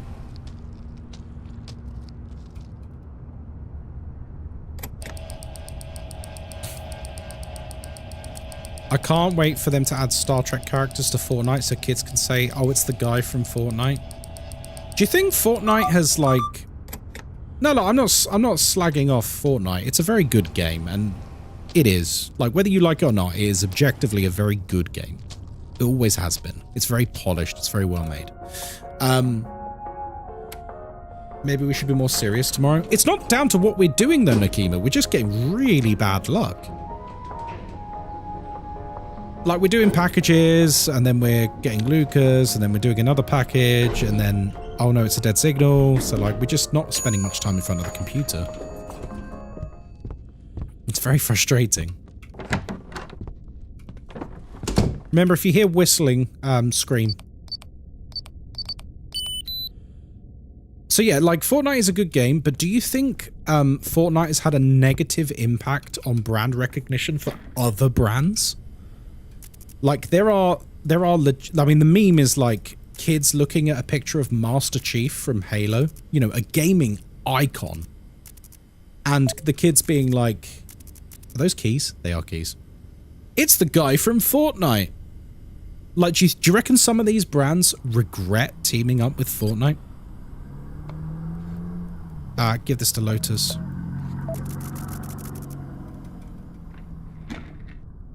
Like, they must do, right? Some brands obviously will be less impacted than others. Like, I think the Dragon Ball characters are probably fine. Because Dragon Ball is colossal. And it's still very popular with the youth as well. So I think Dragon Ball's fine. But stuff like Halo, like... Halo's not had, like, a truly great game in quite a while. So, like, I feel like the zeitgeist just isn't there for Halo. So then... You know, all the kids know him from Fortnite, because why would they know him from Halo 5 or 6? Because they probably haven't played that game. What other brands have been in Fortnite? There's been a lot of, like, games that have been in Fortnite now, right? Did they put Resident Evil in Fortnite? Did they put... I feel like they put Leon Kennedy and some of the other characters in Fortnite. I might be making that up. I might be imagining that. Cyberpunk? Oh, okay. I low-key enjoyed the Dragon Ball movie. I would not seek it out. But it was so bad it was good. It was very bad. A girl called Jim says, probably depends how much they got paid. I don't know. Because, yeah, it might be a nice influx of money. But you've essentially just deleted, like, a cornerstone flagship brand IP. Certainly in the case of Master Chief, I think that's had devastating consequences for Halo. Because kids aren't going, where's the next Halo game? Because they think he's a freaking character from Fortnite. They've probably never played a Halo game in their life. Master Chef? No, he's not Master Chef. Master Chief. It's a shame because the old Halo games, they were incredible. But I feel like they never moved with the times. I think a huge misstep was the last Halo that came out. And this might be a controversial take, but I think this would have saved the game. It didn't have a battle royale mode. You literally had a purpose-built open world Halo game, and the multiplayer didn't have a battle royale. What were they thinking? Like, battle royale was all the rage when the last one came out. Like, Fortnite was as popular as ever. We had, like, COD Warzone going absolutely gangbusters. And then they bring out a new Halo, and it's open world by design, and it didn't have a battle royale. Like, they're so stupid. Like a Halo battle royale with, like, the Halo physics and the Halo vehicles and that would have been so good. Giggles, hello, how are you doing? Welcome in. God, even the World of Warcraft Battle Royale mode was excellent. It was so good. Like Plunderstorm, if no one's played it, like Plunderstorm was a Battle Royale mode for WoW. And it was actually excellent. I was really apathetic about it. And it was so good. Peaceful Girl, hello, welcome back. Good to see you. Plunderstorm still going on? Yeah, it's a seasonal event. Season 2 of Plunderstorm is on now, I think. I've been playing a bit of it now and then. I think I got all the rewards from it, and then I stopped playing it. Because, you know, that's what you do with seasonal stuff. I've done the bag under the bench, by the way, in case anyone keeps spotting it. I think one of the issues with these juggernauts of game design, like these huge AAA studios, is because it takes them like, you know, 6 to 10 years to make a game.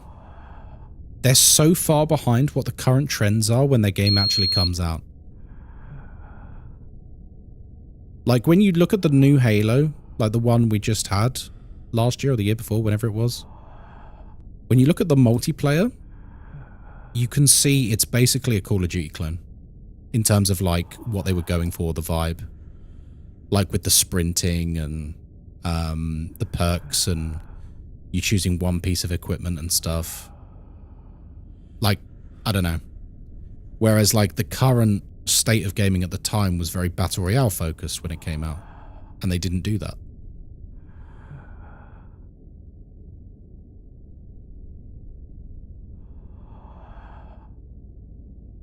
Hearing the whistling now could suck.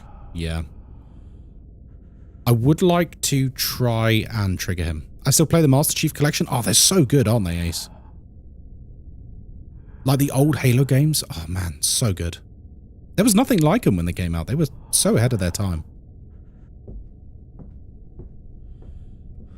Okay. We're just going to very quickly check the code because it's just changed.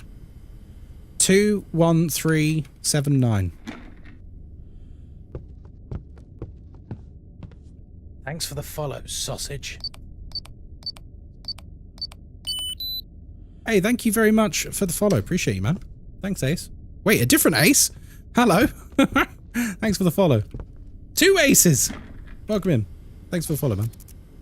Your name seems familiar, though. 2C, 20 minutes? Oh my god. Okay, this is full curse. Come closer. Don't move. 1, 2, 3, 4, 5, 6, 7, 8, 9, 10. Whew. Okay. Taking a nap after an early morning appointment just hits different. Oh yeah, naps are great, aren't they? Quick, play your channel trader for the newbies. Oh, you're funny, Nakima. Hey guys, instead of me interacting with you, would you like to watch a video instead? Oh, don't. There was someone, I'm not going to name them. It's someone I've not interacted with in a long time, but when I first started streaming, there was someone who played Phasmophobia, who I raided her a few times. This is a while ago. You probably don't even know who she is because we've not interacted her in about 3 years.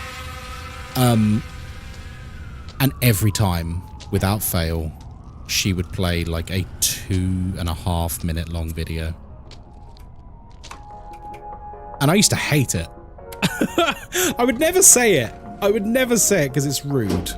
But I wouldn't. Oh my god, I would hate it so much. Because you'd go in and people would do like a little raid message and stuff, and then they wouldn't even say hello. They would just play a video. Hello, Shinjikari. I should have tried to trigger Defalco. Oh my god, this is going to be... Guys, this is pain incoming. Yep. That's my bad. I should have triggered him on the 10th floor. How you doing, Shinjikari? Good to see you, buddy. You been watching a lot of Monty Python lately? Oh, nice. Right, back to the second floor. Taco Tuesday. Well done. What game is this? Stefanut, it is Dead Signal. If you want a little explanation about the game that explains it, there you go. It's linked in chat for you. I was going to ask you to do the command, but you don't need to now. That's a very nice guide written by a mod of mine, which is a perfect summing up of what the game is. In short order, the game is basically if you combine Five Nights at Freddy's with Observation Duty and Welcome to the Game 2. And if you don't know what those games are, then I suggest you read the little guide. But basically, it's a very complicated game where you have to survive until the morning while multiple assailants are trying to murder you. It is on the same difficulty as like Dark Souls and Elden Ring. Easily. There's a lot of RNG involved. There's a lot of sadness and frustration involved. But also a lot of satisfaction if you actually manage to complete it. I highly recommend it. It is a good game. But also, it's not for the faint of heart. Be afraid. Be very afraid. Did I sell Dead Signal there successfully? What do you reckon? Did I successfully sell the game there? Where I said, it's not for the faint of heart. Be afraid. Be warned. What game is the hardest you've played ever? Ooh. I don't know. The code has changed again? Are you fucking kidding me, dude? 88924. Oh my god.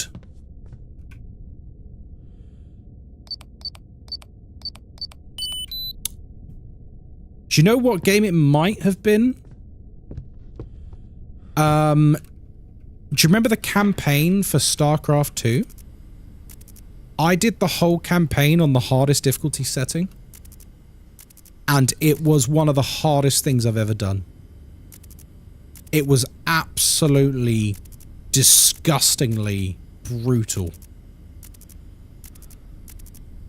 Like, you just had to be playing hyper perfect at all times with like an APM through the roof. Like, you had to be basically sweating to get through the campaign. Jesus. APM, sorry, I shouldn't be using lingo. APM is actions per minute. It was one of those it was one of those stats that StarCraft players used to use to sort of manage and like tell people, you know, how good they were at the game, basically. Like, you had your ratings, but then you had like your APM as well, which was like, you know, how many actions can this player do a minute? Oh, those were the days. Those were the days. That was some hardcore gaming back then. I used to really enjoy playing StarCraft 2 online. Like, a lot. And Dota. Dota 2 as well was my jam. Jungle Book on the SNES, Hulk 2003 game on the PS2. I can't say...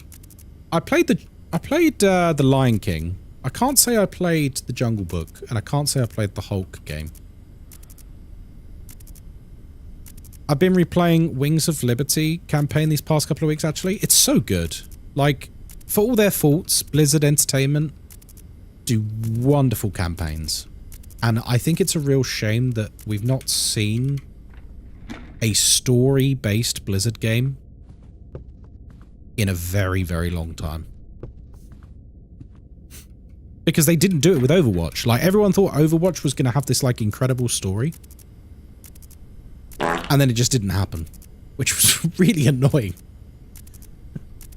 Because everyone desperately wanted a story for Overwatch, and it never materialized. And then they lied about it coming to Overwatch 2, and then... Oh, hello. 1, 2, 3, 4, 5, 6, 7, 8, 9, 10. A Dead Signal and Male Noir simultaneously.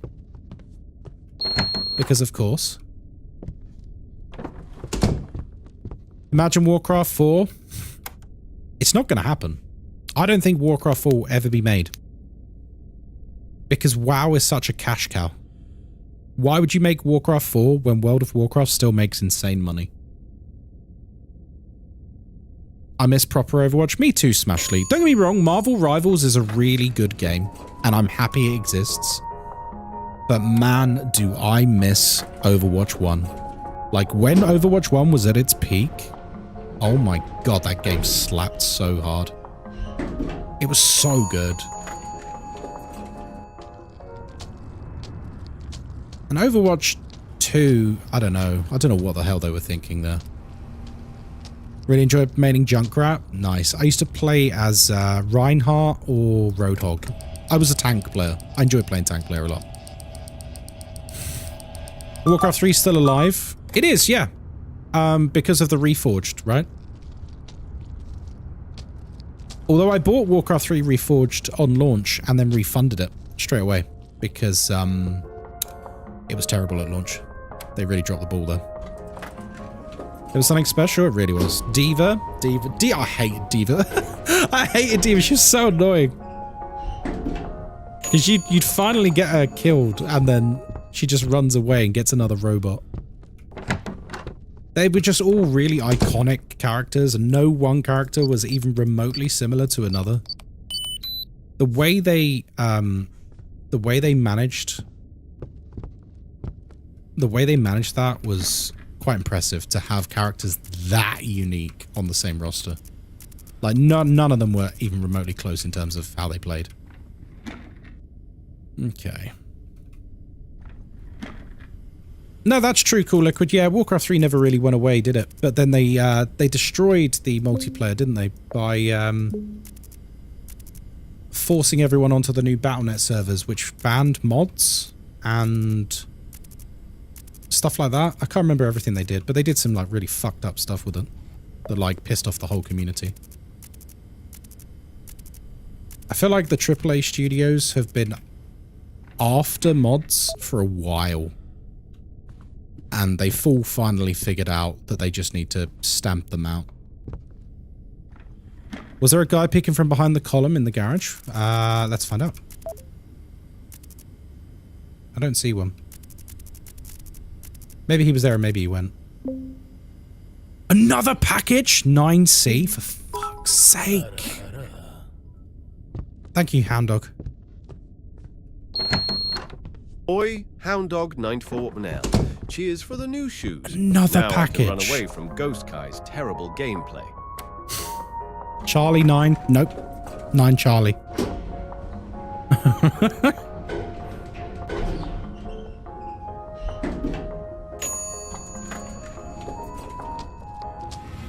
Oh my god, this is so cursed. We're actually doing okay, I think. But this is a brutal run. Like, we're sweating here. Like, we are properly sweating here. 9 cornettos. Ooh. Right, turn off that lift. I'm gonna try... Oh, there's Lucas. That's actually good. Best flavor of cornetto? Standard. I like the standard cornetto. The one with hazelnuts. Ever tried Dead by Daylight? Oh, yes, my friend. I used to main Dead by Daylight. Nope. Okay. It's worth a try. If I could trigger Del Taco, it would have been worth it. Your favorite's toffee? Can't say I've ever had that one. Yeah, I used to play a lot of DBD. A lot. It used to be my mainstream game once upon a time. But then the community kind of killed the game for me.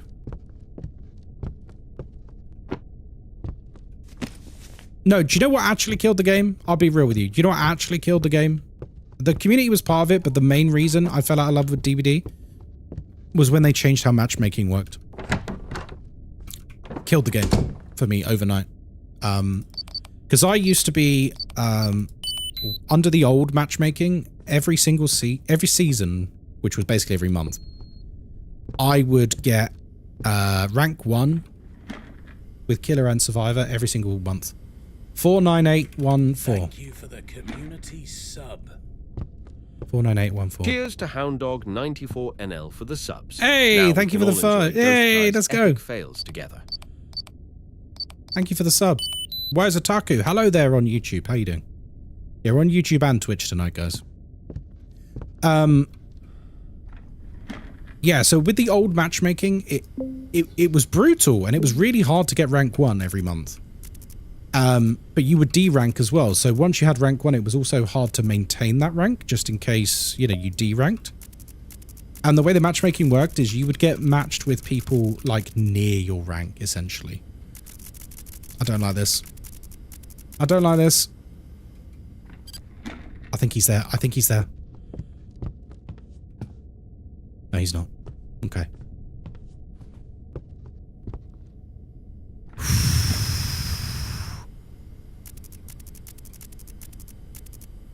If he's there already, I'm gonna cry. If he's ending my run now, I'm actually so upset. Sausage. I'm actually so upset if the breather's outside the door. Hey, Sean Breezy, how's it going? Thank you.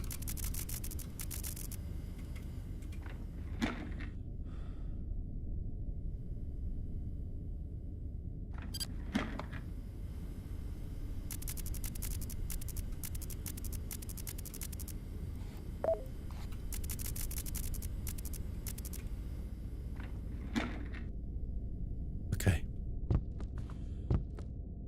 This is fun. This is fun. Yeah, thank you very much for the sub, my friend. Very nice of you. Oh, this is stressful.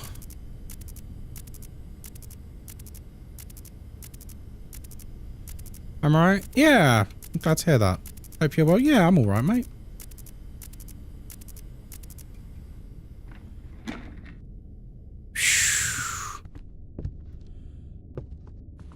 This is fine.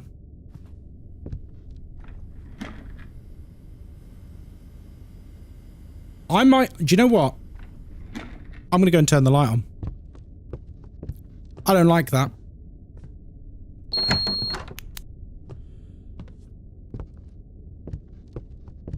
I don't like that at all.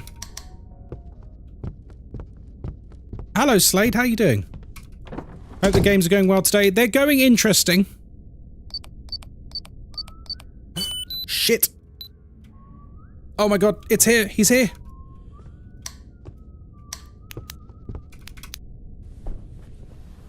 Del Taco's here. Oh, Ash, you did. Hello, Ash. How you doing? You sent a Tangia and it didn't come through. That's weird. Thanks for 50 bits anyway. Hang on. Let me see if I can fix that. Why is that not? Why is Tangia not working? The scene's on.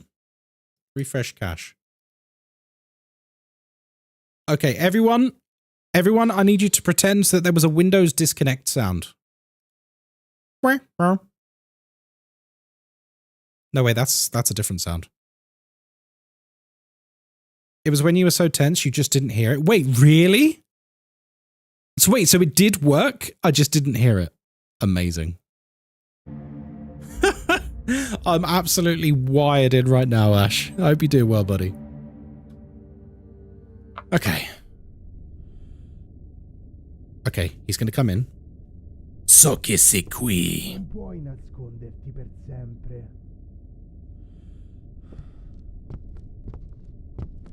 Thank you, Ash. I appreciate that. Ash, what's that badge you've got with the 10?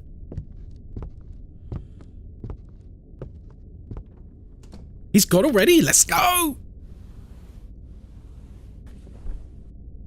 Okay, okay. Oh, TwitchCon. Oh, you're going to TwitchCon, are you? Very nice. Where is it this year? I've literally not even looked, I'll be honest with you. 49814. Right, code's not changed. He's just unlocked it, that's all.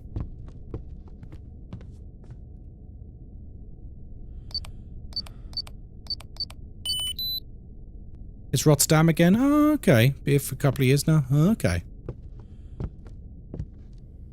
Yeah, I never even look. It doesn't even cross my mind to go to TwitchCon, you know. I probably will one day. But it is not this day. You sure you can't be tempted for a trip? It all comes down to, like, would I need to book time off work? Because I'm going to Malaysia in August, and that basically uses a lot of my time off, if not all. So it means I generally have very little time left after my 2-week holiday. So yeah, basically it would come down to that. And money as well, I guess. It's, you know... Oh, a dog! Sorry, I got very excited there. Guys, did you see his dog? Wait. I've just thought of something. When are we due to send something to Lotus? Oh, shit. Oh, no. Is it now? Is it now we're meant to send something to Lotus? It's Saturday and Sunday. We'll be traveling on the Thursday. It's my birthday on the Friday. Oh, lovely. Okay, be on the lookout for a valuable. It is tempting, Ash. It is tempting. Who else is going to be there? I assume Mathman will be there because he's local, isn't he? I don't even know what I do there. What does 98591? Thank you.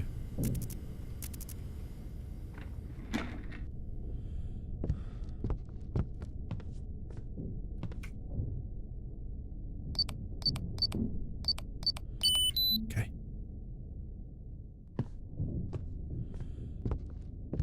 Yeah, it's tempting. I'll be honest, I probably won't end up going. It's not really for any particular reason, just... It's like a whole to-do, you know? And my parents want me to come with them... Well, Moz as well. Down to Devon in April, and that's probably going to take up some annual leave as well. What does one do at TwitchCon? Genuine question. I don't know. I've never looked at what goes on at TwitchCon. It's like a networking thing, right? You get in the ball pit, yeah, and break your spine. Who was it who broke their spine in the ball pit? Didn't some streamer break their spine because the ball pit was only like an inch deep? And they had to have like spinal surgery to fix it. When was that? Was that last year or was it the year before? I'm just jealous I can't get into the partner party. And Math met a lot of big streamers last year, although I met Insim last year. Oh, that's cool. He's really cool, although a bit shy IRL, which is unsurprising. No, yeah, that makes sense. Any coming soon games you've had your eye on? I want to try out the new Monster Hunter. Alien Isolation 2 is the top of my list, but that's not really coming soon, I don't think. Imagine having to explain that to the hospital. Yeah. I was at a streamer party, jumped into a 1-inch ball pit and broke my spine. Sorry, what? Yeah, but don't worry. The event's run by Amazon, and I'm sure they'll give me a big payout.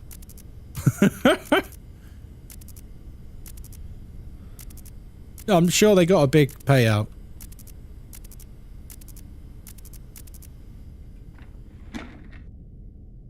The ball pit tragedy made me afraid of ball pits. Oh, don't. I remember watching the footage of it. And it... I don't know if you guys get this. Do you ever see clips of people hurting themselves and it makes you like...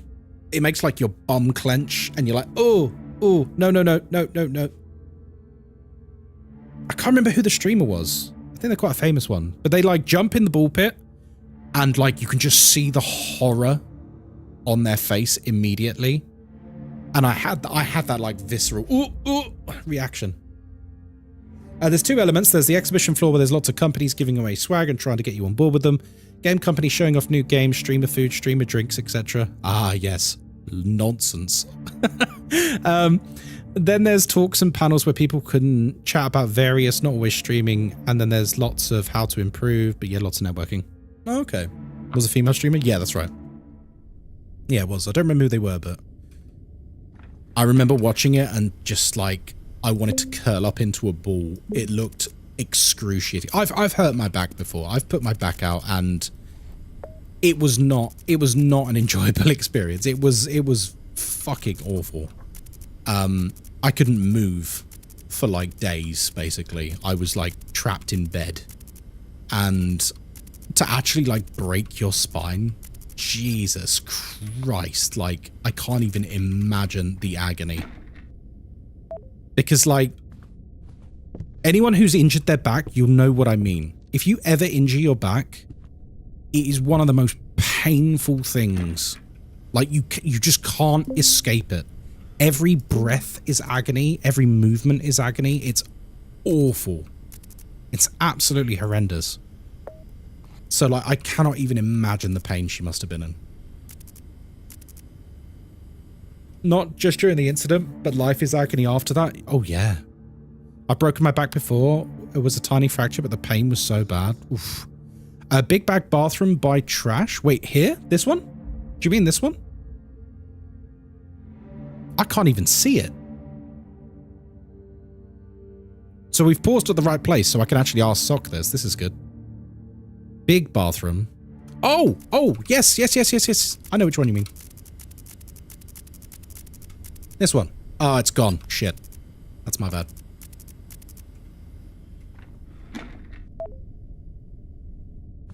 Yeah, gone. That's my bad. Oh, it's a dead signal again. Wait, has Lotus just fucked us? Has Lotus fucked us? No. Payment sent 1231. Oh, yeah, we are in the danger zone for Lotus. I think we might be fucked. I think we might be fucked. That's it. Come closer. Don't move. 1, 2, 3, 4, 5, 6, 7, 8, 9, 10. Oh dear. That dead signal's fucked us, I think. We've had so many dead signals on this run. She said on stream she was pregnant at the time and lost the baby due to surgery complications. Oh my god. She must have sued Twitch for a fortune. Like, a fortune. That's insane. My hips are currently out of alignment. I can't afford to go to the chiropractor to fix it. Oh, that sucks. But, genuine question. This is open to everyone. Good night, Ins Angel. Thank you very much for keeping us company tonight. This is a question to the room. Chiropractic. Genuine benefits or placebo effect? I've never used it, so I don't know. But I've seen some people say it's like a miracle drug almost, where they crack your back and then you're 20 years younger. And then other people saying it's temporary relief that does nothing. I've seen both arguments. I don't know which is true. I've never used it. See, look, we're getting both in chat. We're getting both in chat. This is why I'm confused. Because only one of those things can be true. Placebo, go to an actual doctor. Welcome in Golden. I don't mean any offense to... Oh, crumbs. I don't mean any offense if there's any chiropractors in chat, by the way. Genuine question. Depends on your body. Also depends on the issue, I imagine. I imagine if you've got something a bit more serious, you probably need something a bit more involved to sort out your issues.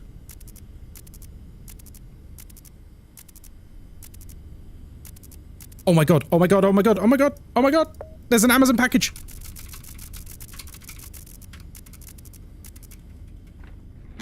Oh, Lotus is placated. It's a relief, but it doesn't cure the root of the problem in most cases. I found it works for me. My hips are out of alignment, went to a chiro and got it sorted out. Yeah, but, I'm not saying this to be an arse, I promise. It's a genuine question, Hobbit. You're saying you need treatment again. 7A. So, surely it didn't fix it then. Yeah, I'm not trying to be an arse with that. I really am not. Like, genuinely. Okay, so we've just placated Lotus. I pulled a muscle in my back and it was so painful I couldn't even sit down. Yeah, it's horrendous, isn't it? Any back injury is utterly horrendous. Seeing them cracking necks is terrifying me like crazy. Okay. I did see a video. And this was on, it was either on TikTok or YouTube Shorts. I can't remember. It was in India. And it was someone cracking someone's neck. And it was one of the most horrific things I've ever seen. The guy goes limp. And they all start panicking. Like, he just breaks his neck, I think. It was, oh my God, it was horrific. I know it was in India. That's all I know about the video. But Jesus Christ, I watched the video and the guy, he's like sat in like almost like a hairdresser chair, like this. And the guy like does an adjustment from behind and his whole body just goes completely limp. Like instantly either paralyzed or dead.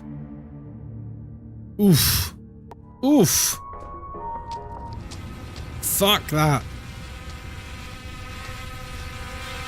I don't mind if you want to crack my hips or something, but you're not going anywhere near my neck. Absolutely not.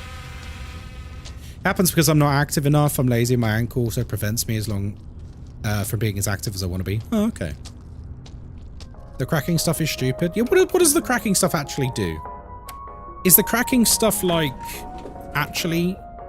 Why was that even on social media? Stuff like that shouldn't be shared. Because chiropractic videos are actually very popular in short form media. TikTok is full of people being cracked. It's just that somehow this one involved someone either being paralyzed or dying.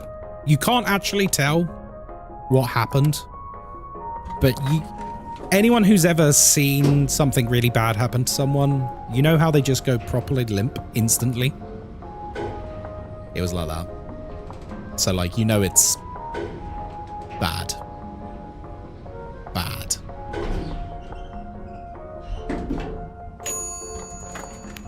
Like, people getting seriously injured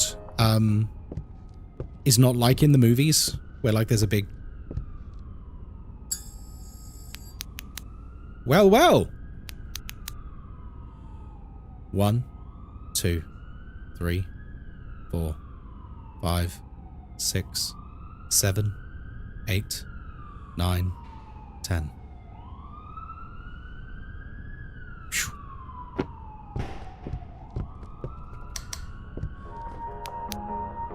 Whew. I might try and trigger Taco one more time. Maybe we'll get out of alignment because my legs aren't the same height. Oh, okay, that makes sense then. The fact that they're either paralyzed or dead. Yeah, Holly, I saw it and I was like horrified. I was like, oh my God. Nope. Okay. A lot of medical insurers, at least in the States, are hesitant to insure chiropractors because A, it's technically alternative medicine, and B, because it has a higher rate of things going wrong than simply visiting a doctor. Worked in medical insurance for a while. Oh, okay. Interesting. I went in for extreme neck pain and they actually figured out it was my optical nerves. Now own a TENS unit because that therapy... What's a TENS unit? We're learning all sorts of things tonight.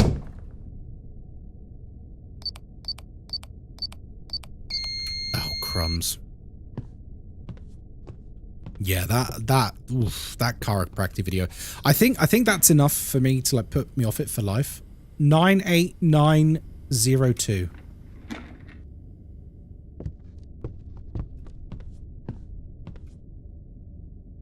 Nine 8902. Mini electric shocks. Oh, okay. So it's like shock therapy.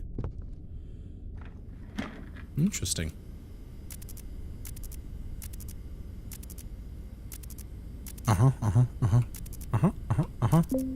I'm gonna buy a camera fix because Lotus is appeased.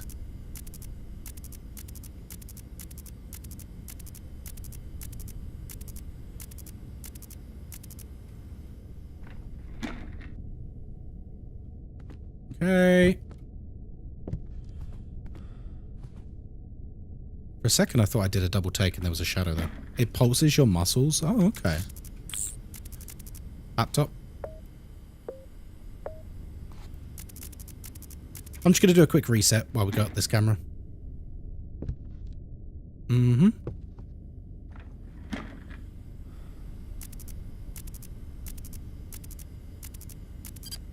Oh my god.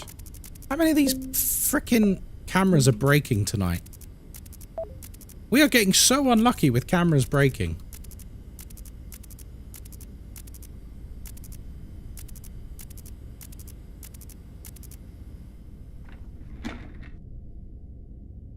Okay. I never fully trust the shadow. Guys, I'm trying to remain nonchalant. I'm finding it very hard to remain nonchalant. We've been talking the whole time, but now I'm finding it very hard to not get stressed.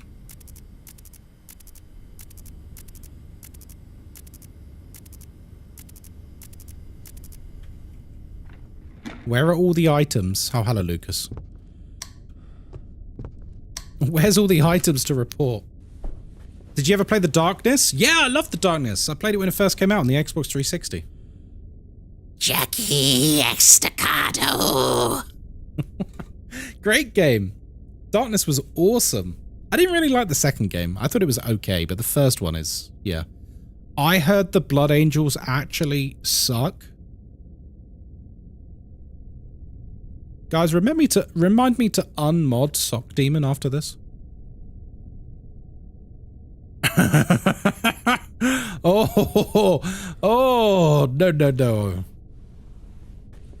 I'll always trust a Cairo before I trust the doctor when it comes to my skeleton, especially one that wanted to fuse bones. Oh, Jesus, Steel.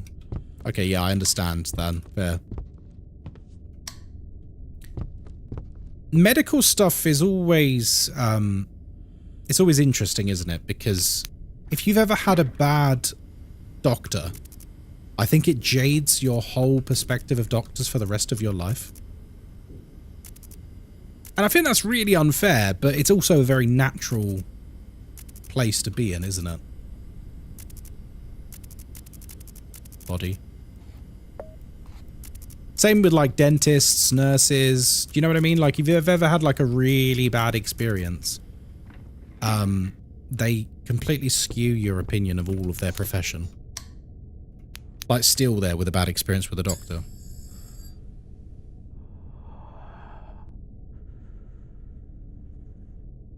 I had a bad experience with a doctor regarding my back, actually. Funny you say that.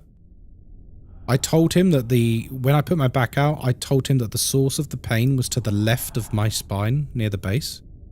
And there was like a hard knot of muscle there.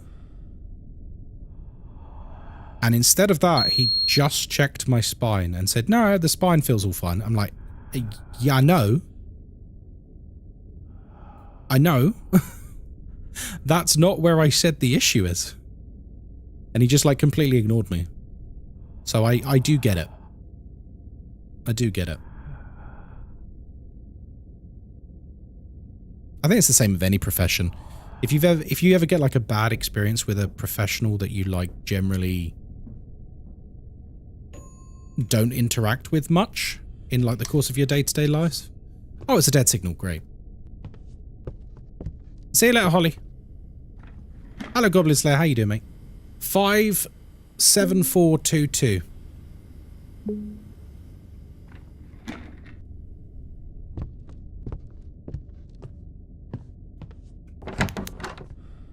Like, you know, a doctor, a police officer, a lawyer, you know, any kind of profession that, like, you might only deal with once or twice, you know, in your life, or just not very often. If you have a bad experience, that's like, I think that's like life-changing in the sense that you have a negative disposition towards people in that profession. I had a doctor told me that I need to lose weight, and that's why my ankle was so sore. Turns out I had torn my ATFL, had fluid in the joint, and had a bone fracture. Jesus. And that was all completely misdiagnosed. It's outrageous, isn't it? Ow. As a female in the US, doctors blame my weight or my mind on my issues. Yeah. I have a female family member who had something similar, where she had gone to the doctors to be referred for assistance with her very serious depression and anxiety, like really bad. And the doctor gave her a box of tissues and said it was women's problems.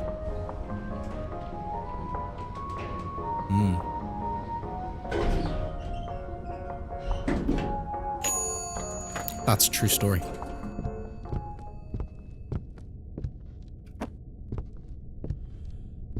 Okay, no Del Taco, but we got green signal. Fine by me. That's outrageous? Yep.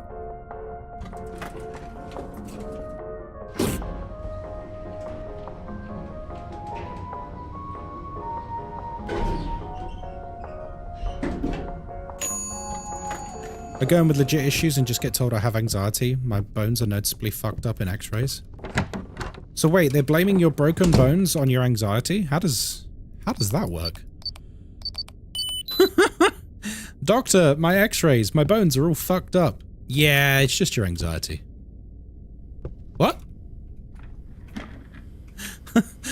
What? What do you mean? Is the anxiety broken bone induction in the room with us now?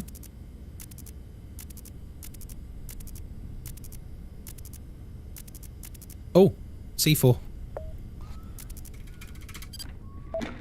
Of course he comes now. When we get the green signal when we're on a roll. Yeah, have you just tried not worrying about your broken bones? Did the code just change again? It did, didn't it? The code's just changed again. Fuck's sake. What is wrong tonight with the code? Risk of death extremely rare. Estimate around... That's a very low percentage. Risk of paralysis also very rare. So che sei qui. Get out. I'll take my chances with a Cairo. Fair enough still. Especially because the doctor nearly fused your spine.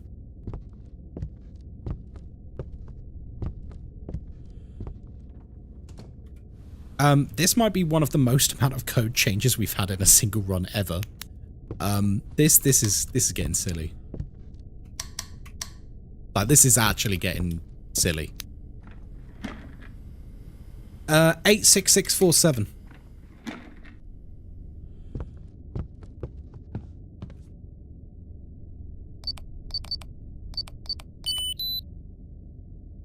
I just don't go to the doctor, then I don't get told the wrong thing. Smart.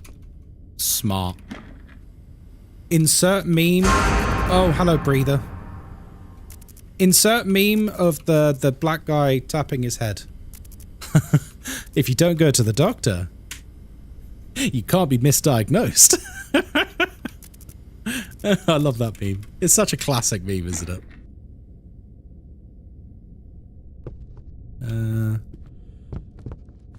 Yeah, it's such a good meme. That's like proper old school internet memeing right there. Okay. Shaq? No, it's not Shaq. I don't know who it is, actually. I can't remember. I'm like, in my head, I'm trying to picture it, and I can't picture the guy.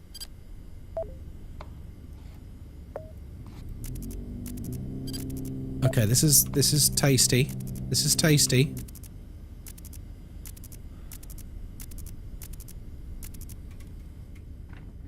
Oh, God. Hi, Lucas. It is Shaq? Is it?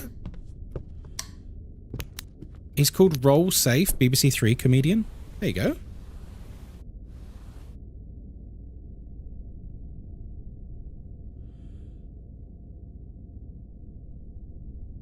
I don't think it's Shaq. Shaq's got a massive head. He's like me. The guy I'm thinking of is like slim neck and slim jawline.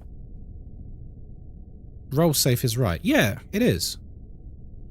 I think you're thinking of a different meme that has Shaq in. I like Shaq. He's a funny guy. Oh! 1, 2, 3, 4, 5, 6, 7, 8, 9, 10. Whew. Okay. Lucas done. Taco done. Male Noir done. Breather done just before that, I believe. I'm still not going to let my guard down. Nope, don't talk about the quota. If I focus on the quota, we won't make it. 4C, 45 minutes. 45 minutes is a long-ass time.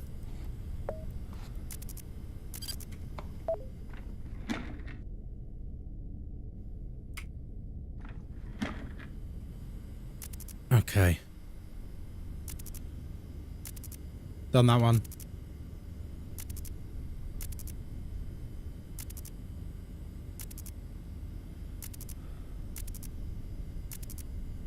Yeah, don't say C4 in chat. Please say it correctly, 4C. I know you like to do it the other way around, Digilab, but if you say C4, that's an actual item we can report. Do you know what? It'll get us to the quota. Let's go and do it. 4C, right? While it's relatively safe to do so. Female Noir? Nope. She's hopefully going to be on the roof.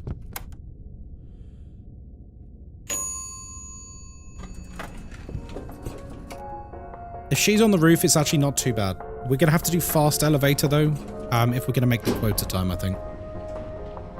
Hopefully it won't collapse. If the elevator collapses, I think the gods are actually against us, chat.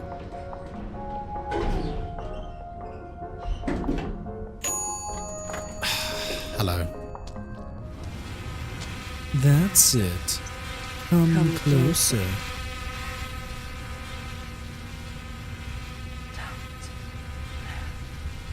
1, 2, 3, 4, 5, 6, 7, 8, 9, 10. Whew.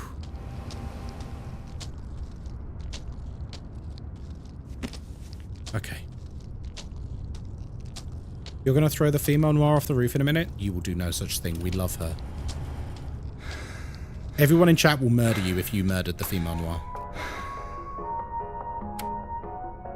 Okay, please, please, please, please, please. Okay.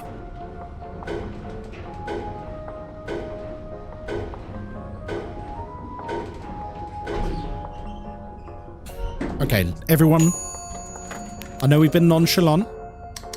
I now very legitimately need you all to lock in. Fucking work.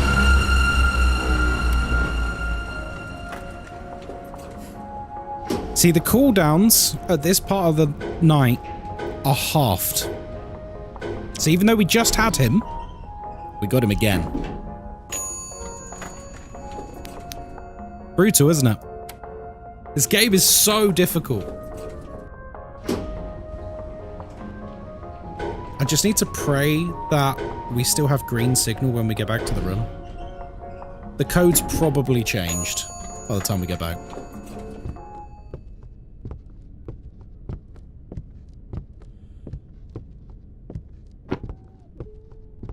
I'm doing like the equivalent of an Essex Rifles march. 2 steps slow, 2 steps fast. Those of you who get the reference, you're a real one. That's quite an old reference.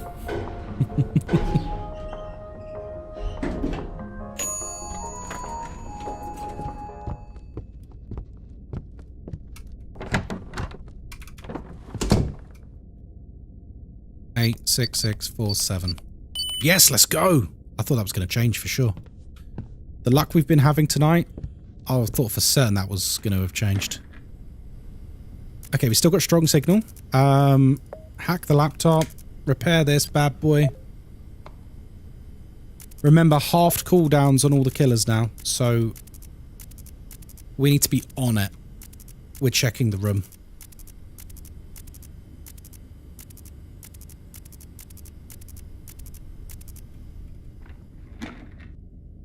Okay. We'll be fine there.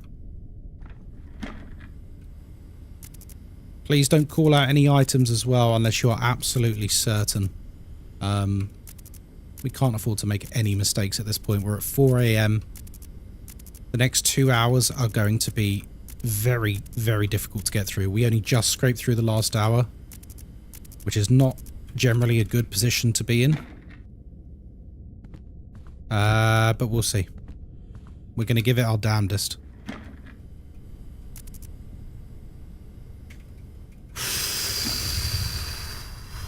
Dead signal.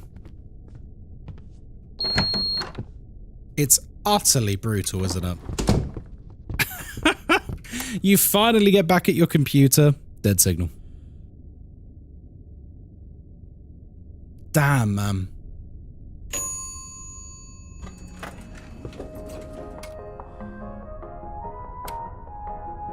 I'll turn off slow lift. Sorry, I'll turn off fast lift. Back to slow lift. It's safer. We can't afford that risk at this stage. When was the last time we did Lotus? I'll check when I get back. Right, dead signal, not package.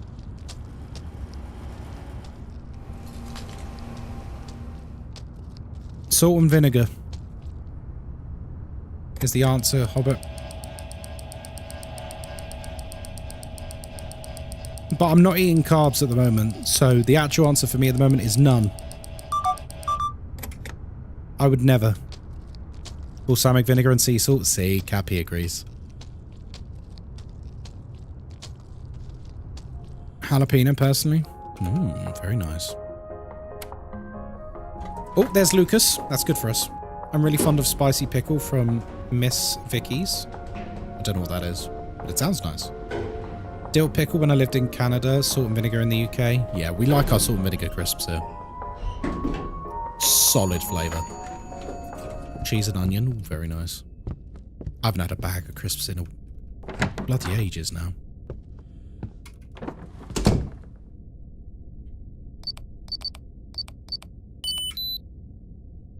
Sour cream and onion.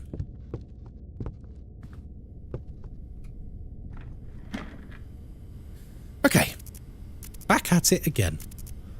If there's a... Okay. I was going to say, if there's a fucking package now, I'm going to absolutely scream.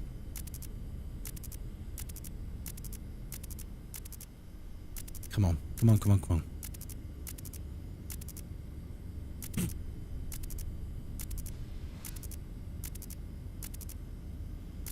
Phone.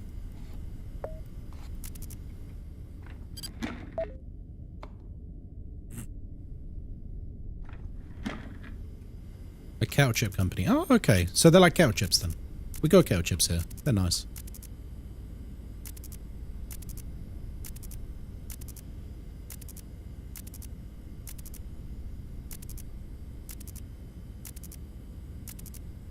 Do you know what would actually be good when I'm streaming this game? An eye tracker.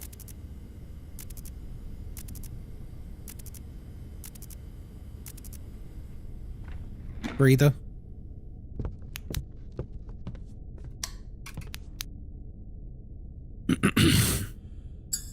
They're expensive though. Decent eye trackers are like £200 upwards. They're really expensive. Like if you basically don't want a piece of shit, they're pretty expensive. Want a Toby so bad. I think it'd be good for horror games. But then I wonder, like, is it just too much? I always feel like we have quite a clean experience on this channel. There's not much bloat. Like, you've got me and you've got the chat, and you don't really have much else ever. And I wonder if we start introducing gimmicky stuff like that. Is it too much? You know what I mean?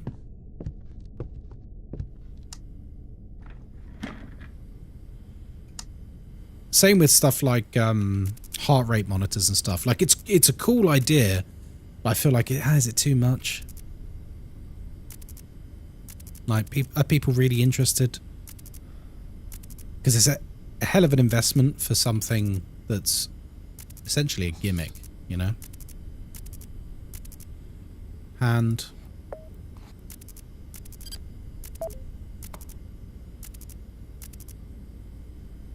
person.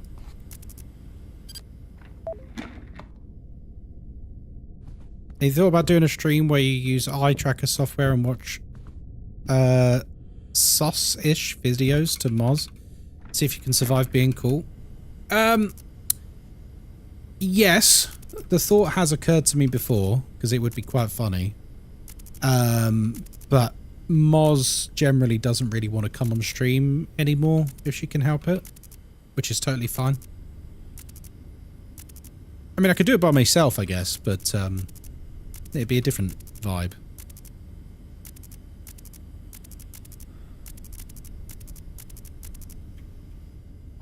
Oh, I don't like it. It's making me stressed.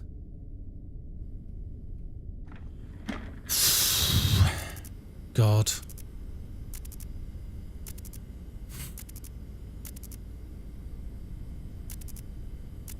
I swear to God this game is trying to fuck me right now.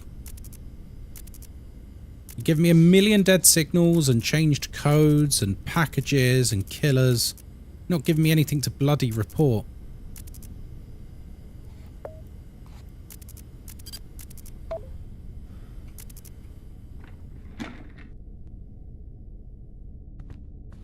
I never trust it. I never trust the shadow. We've missed the shadow so many times in that bathroom, I just don't trust it. No package, good.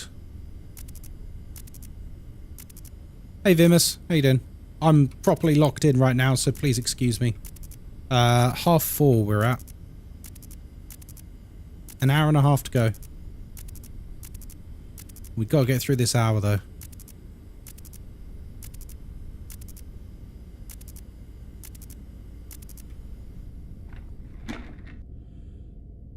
Lotus probably due soon. I think we might have the money to hack our cameras back now.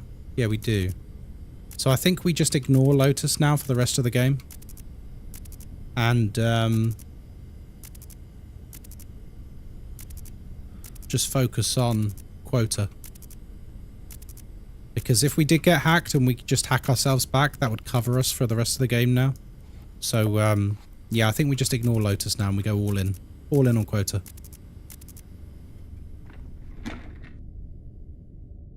What the fuck? Oh my God, he nearly took my head off. Holy. Oh, the laser spawned right in front of me eyebrows. Coach changed as well. Holy moly.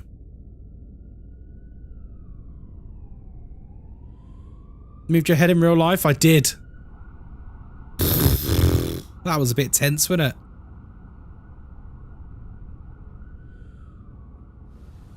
Why do I physically move to help you avoid the laser? Do you know what, Sock? It helped. It helped. If you, and I'm sure other people in chat just then, hadn't have moved your heads at the same time, I would have been got. 51265.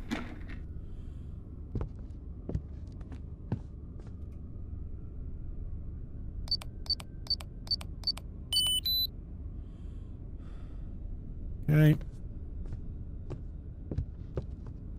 I don't like that the hallway is dark, but there's not much we can do about it right this second. 7A, 20 minutes?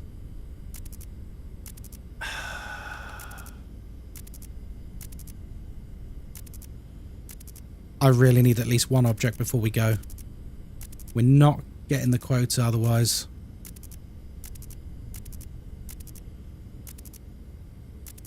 You have 2 passes? No, you only have 1. If you hit the second pass, you die. Bag, that'll do. Van, already reported the van. Thank you, though.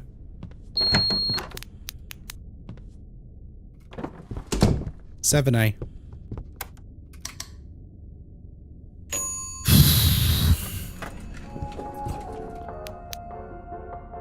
I'm going to do fast elevator because we've not got a lot of time.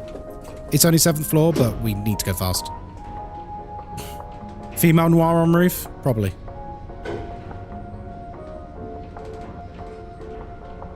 I'm not sure we're going to do this. We've got to get like 5 things done. Okay, she's not here. Good.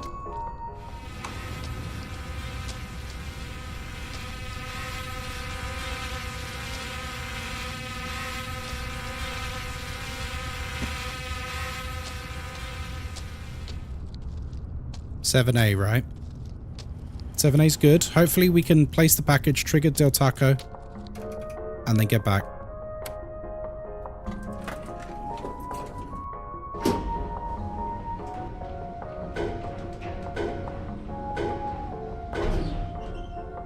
Please no noir. Please no noir. Good. Good. This is very good.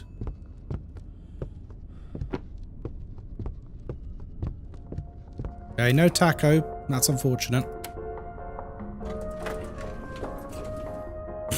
And the thing is, we've got a bad signal now, so this is going to be rough as fuck. This is going to be rough. We might just fail this on the basis of having a weak signal. That's it. Come closer. Don't move. 1, 2, 3, 4, 5, 6, 7, 8, 9, 10.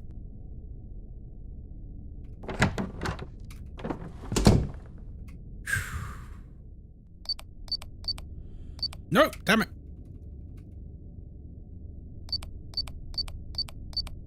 Oh, for fuck's sake. We have had non-stop code changes all game.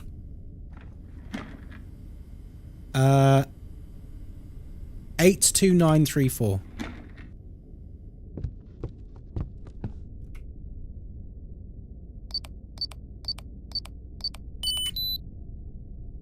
I think this is going to be too close to the end now.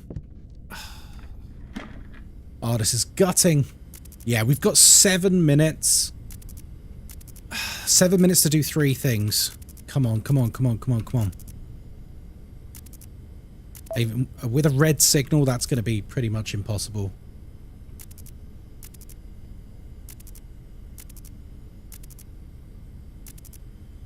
Bag.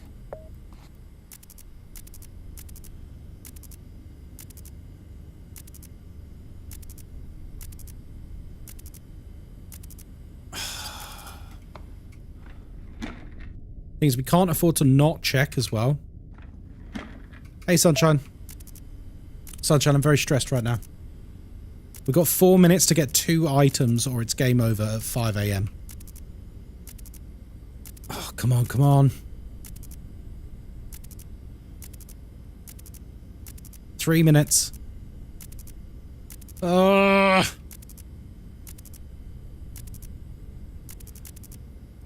Tablet. I've got to very quickly check. Signal's too slow. We're not going to get it in time. High value in last room. Where? Oh my god, yeah. Go, go, go, go, go, go, go. Go, go, go, go.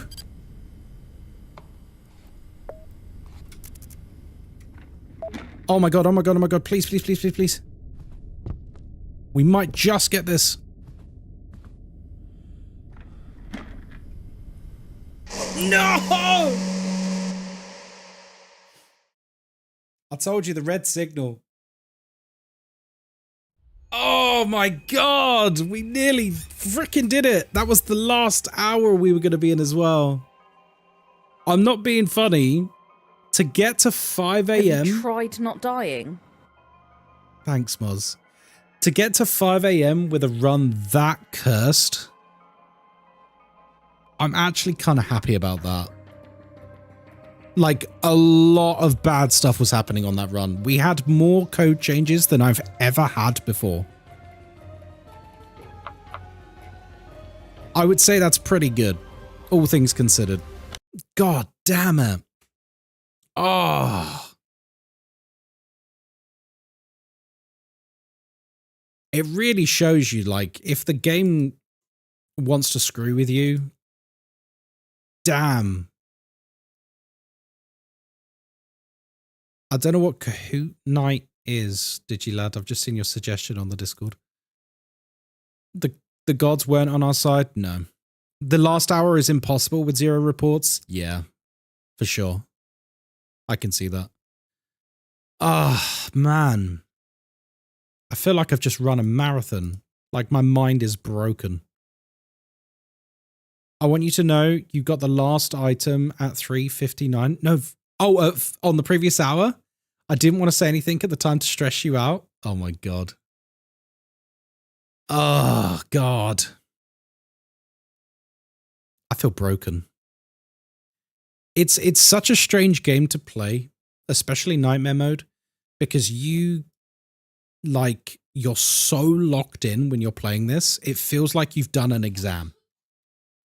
Anyone who's, I think I've used this before, but anyone who's done like a really long exam, like if we got people in chat who've done like 2-3 hour exams before, and it leaves you like mentally completely drained. That's what it feels like after you finish like a full run of Dead Signal. You can start off casual enough and like talking and chatting and stuff like that.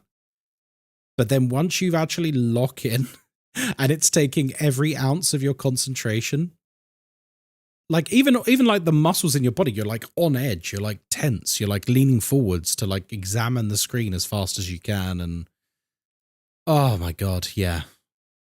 My brain is slush now. I felt tired just watching. Oh, none taken. Yeah, I enjoyed that though. I enjoyed it a lot. Shall we give it another go tomorrow? This is the question. Do we give it another go tomorrow, or do you want to check out some of the Steam Next Fest demos?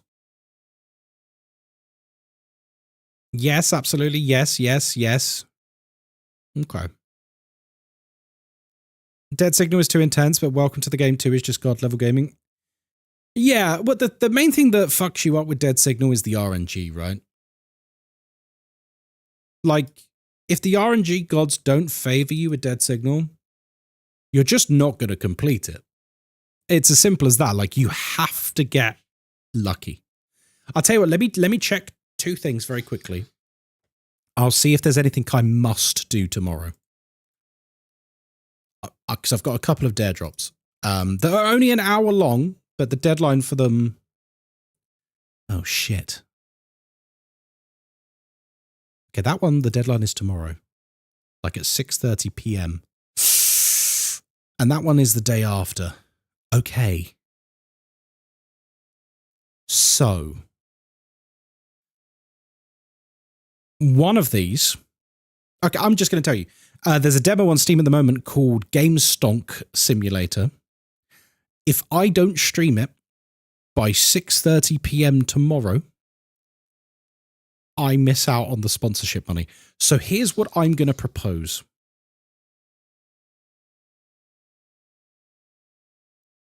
I do an earlier stream. We get that little hour-long sponsorship out of the way, and then we just go hard on Dead Signal. Does that sound good? Sounds good to me. Because we have to. I was planning on doing it tonight. Unless you guys are going to give me... Unless you guys are going to give me $130 right now. Then we'll just sack it off and I won't do it. Yeah, we're going to do that, basically. It's an hour of work for $130. So it's pretty, you know, it's pretty decent for like an hour of playing a video game. It's not bad at all. And then we'll do Dead Signal afterwards. That sounds good to me. Although, let me check the expiry date on the other game. No, guys, I'm not actually asking for money. It was a joke, by the way. Roadcraft is the other one. And the expiry date for that one is 6:30 on the 27th. Okay, so realistically, I need to stream both of them tomorrow. So, extra long stream, starting early,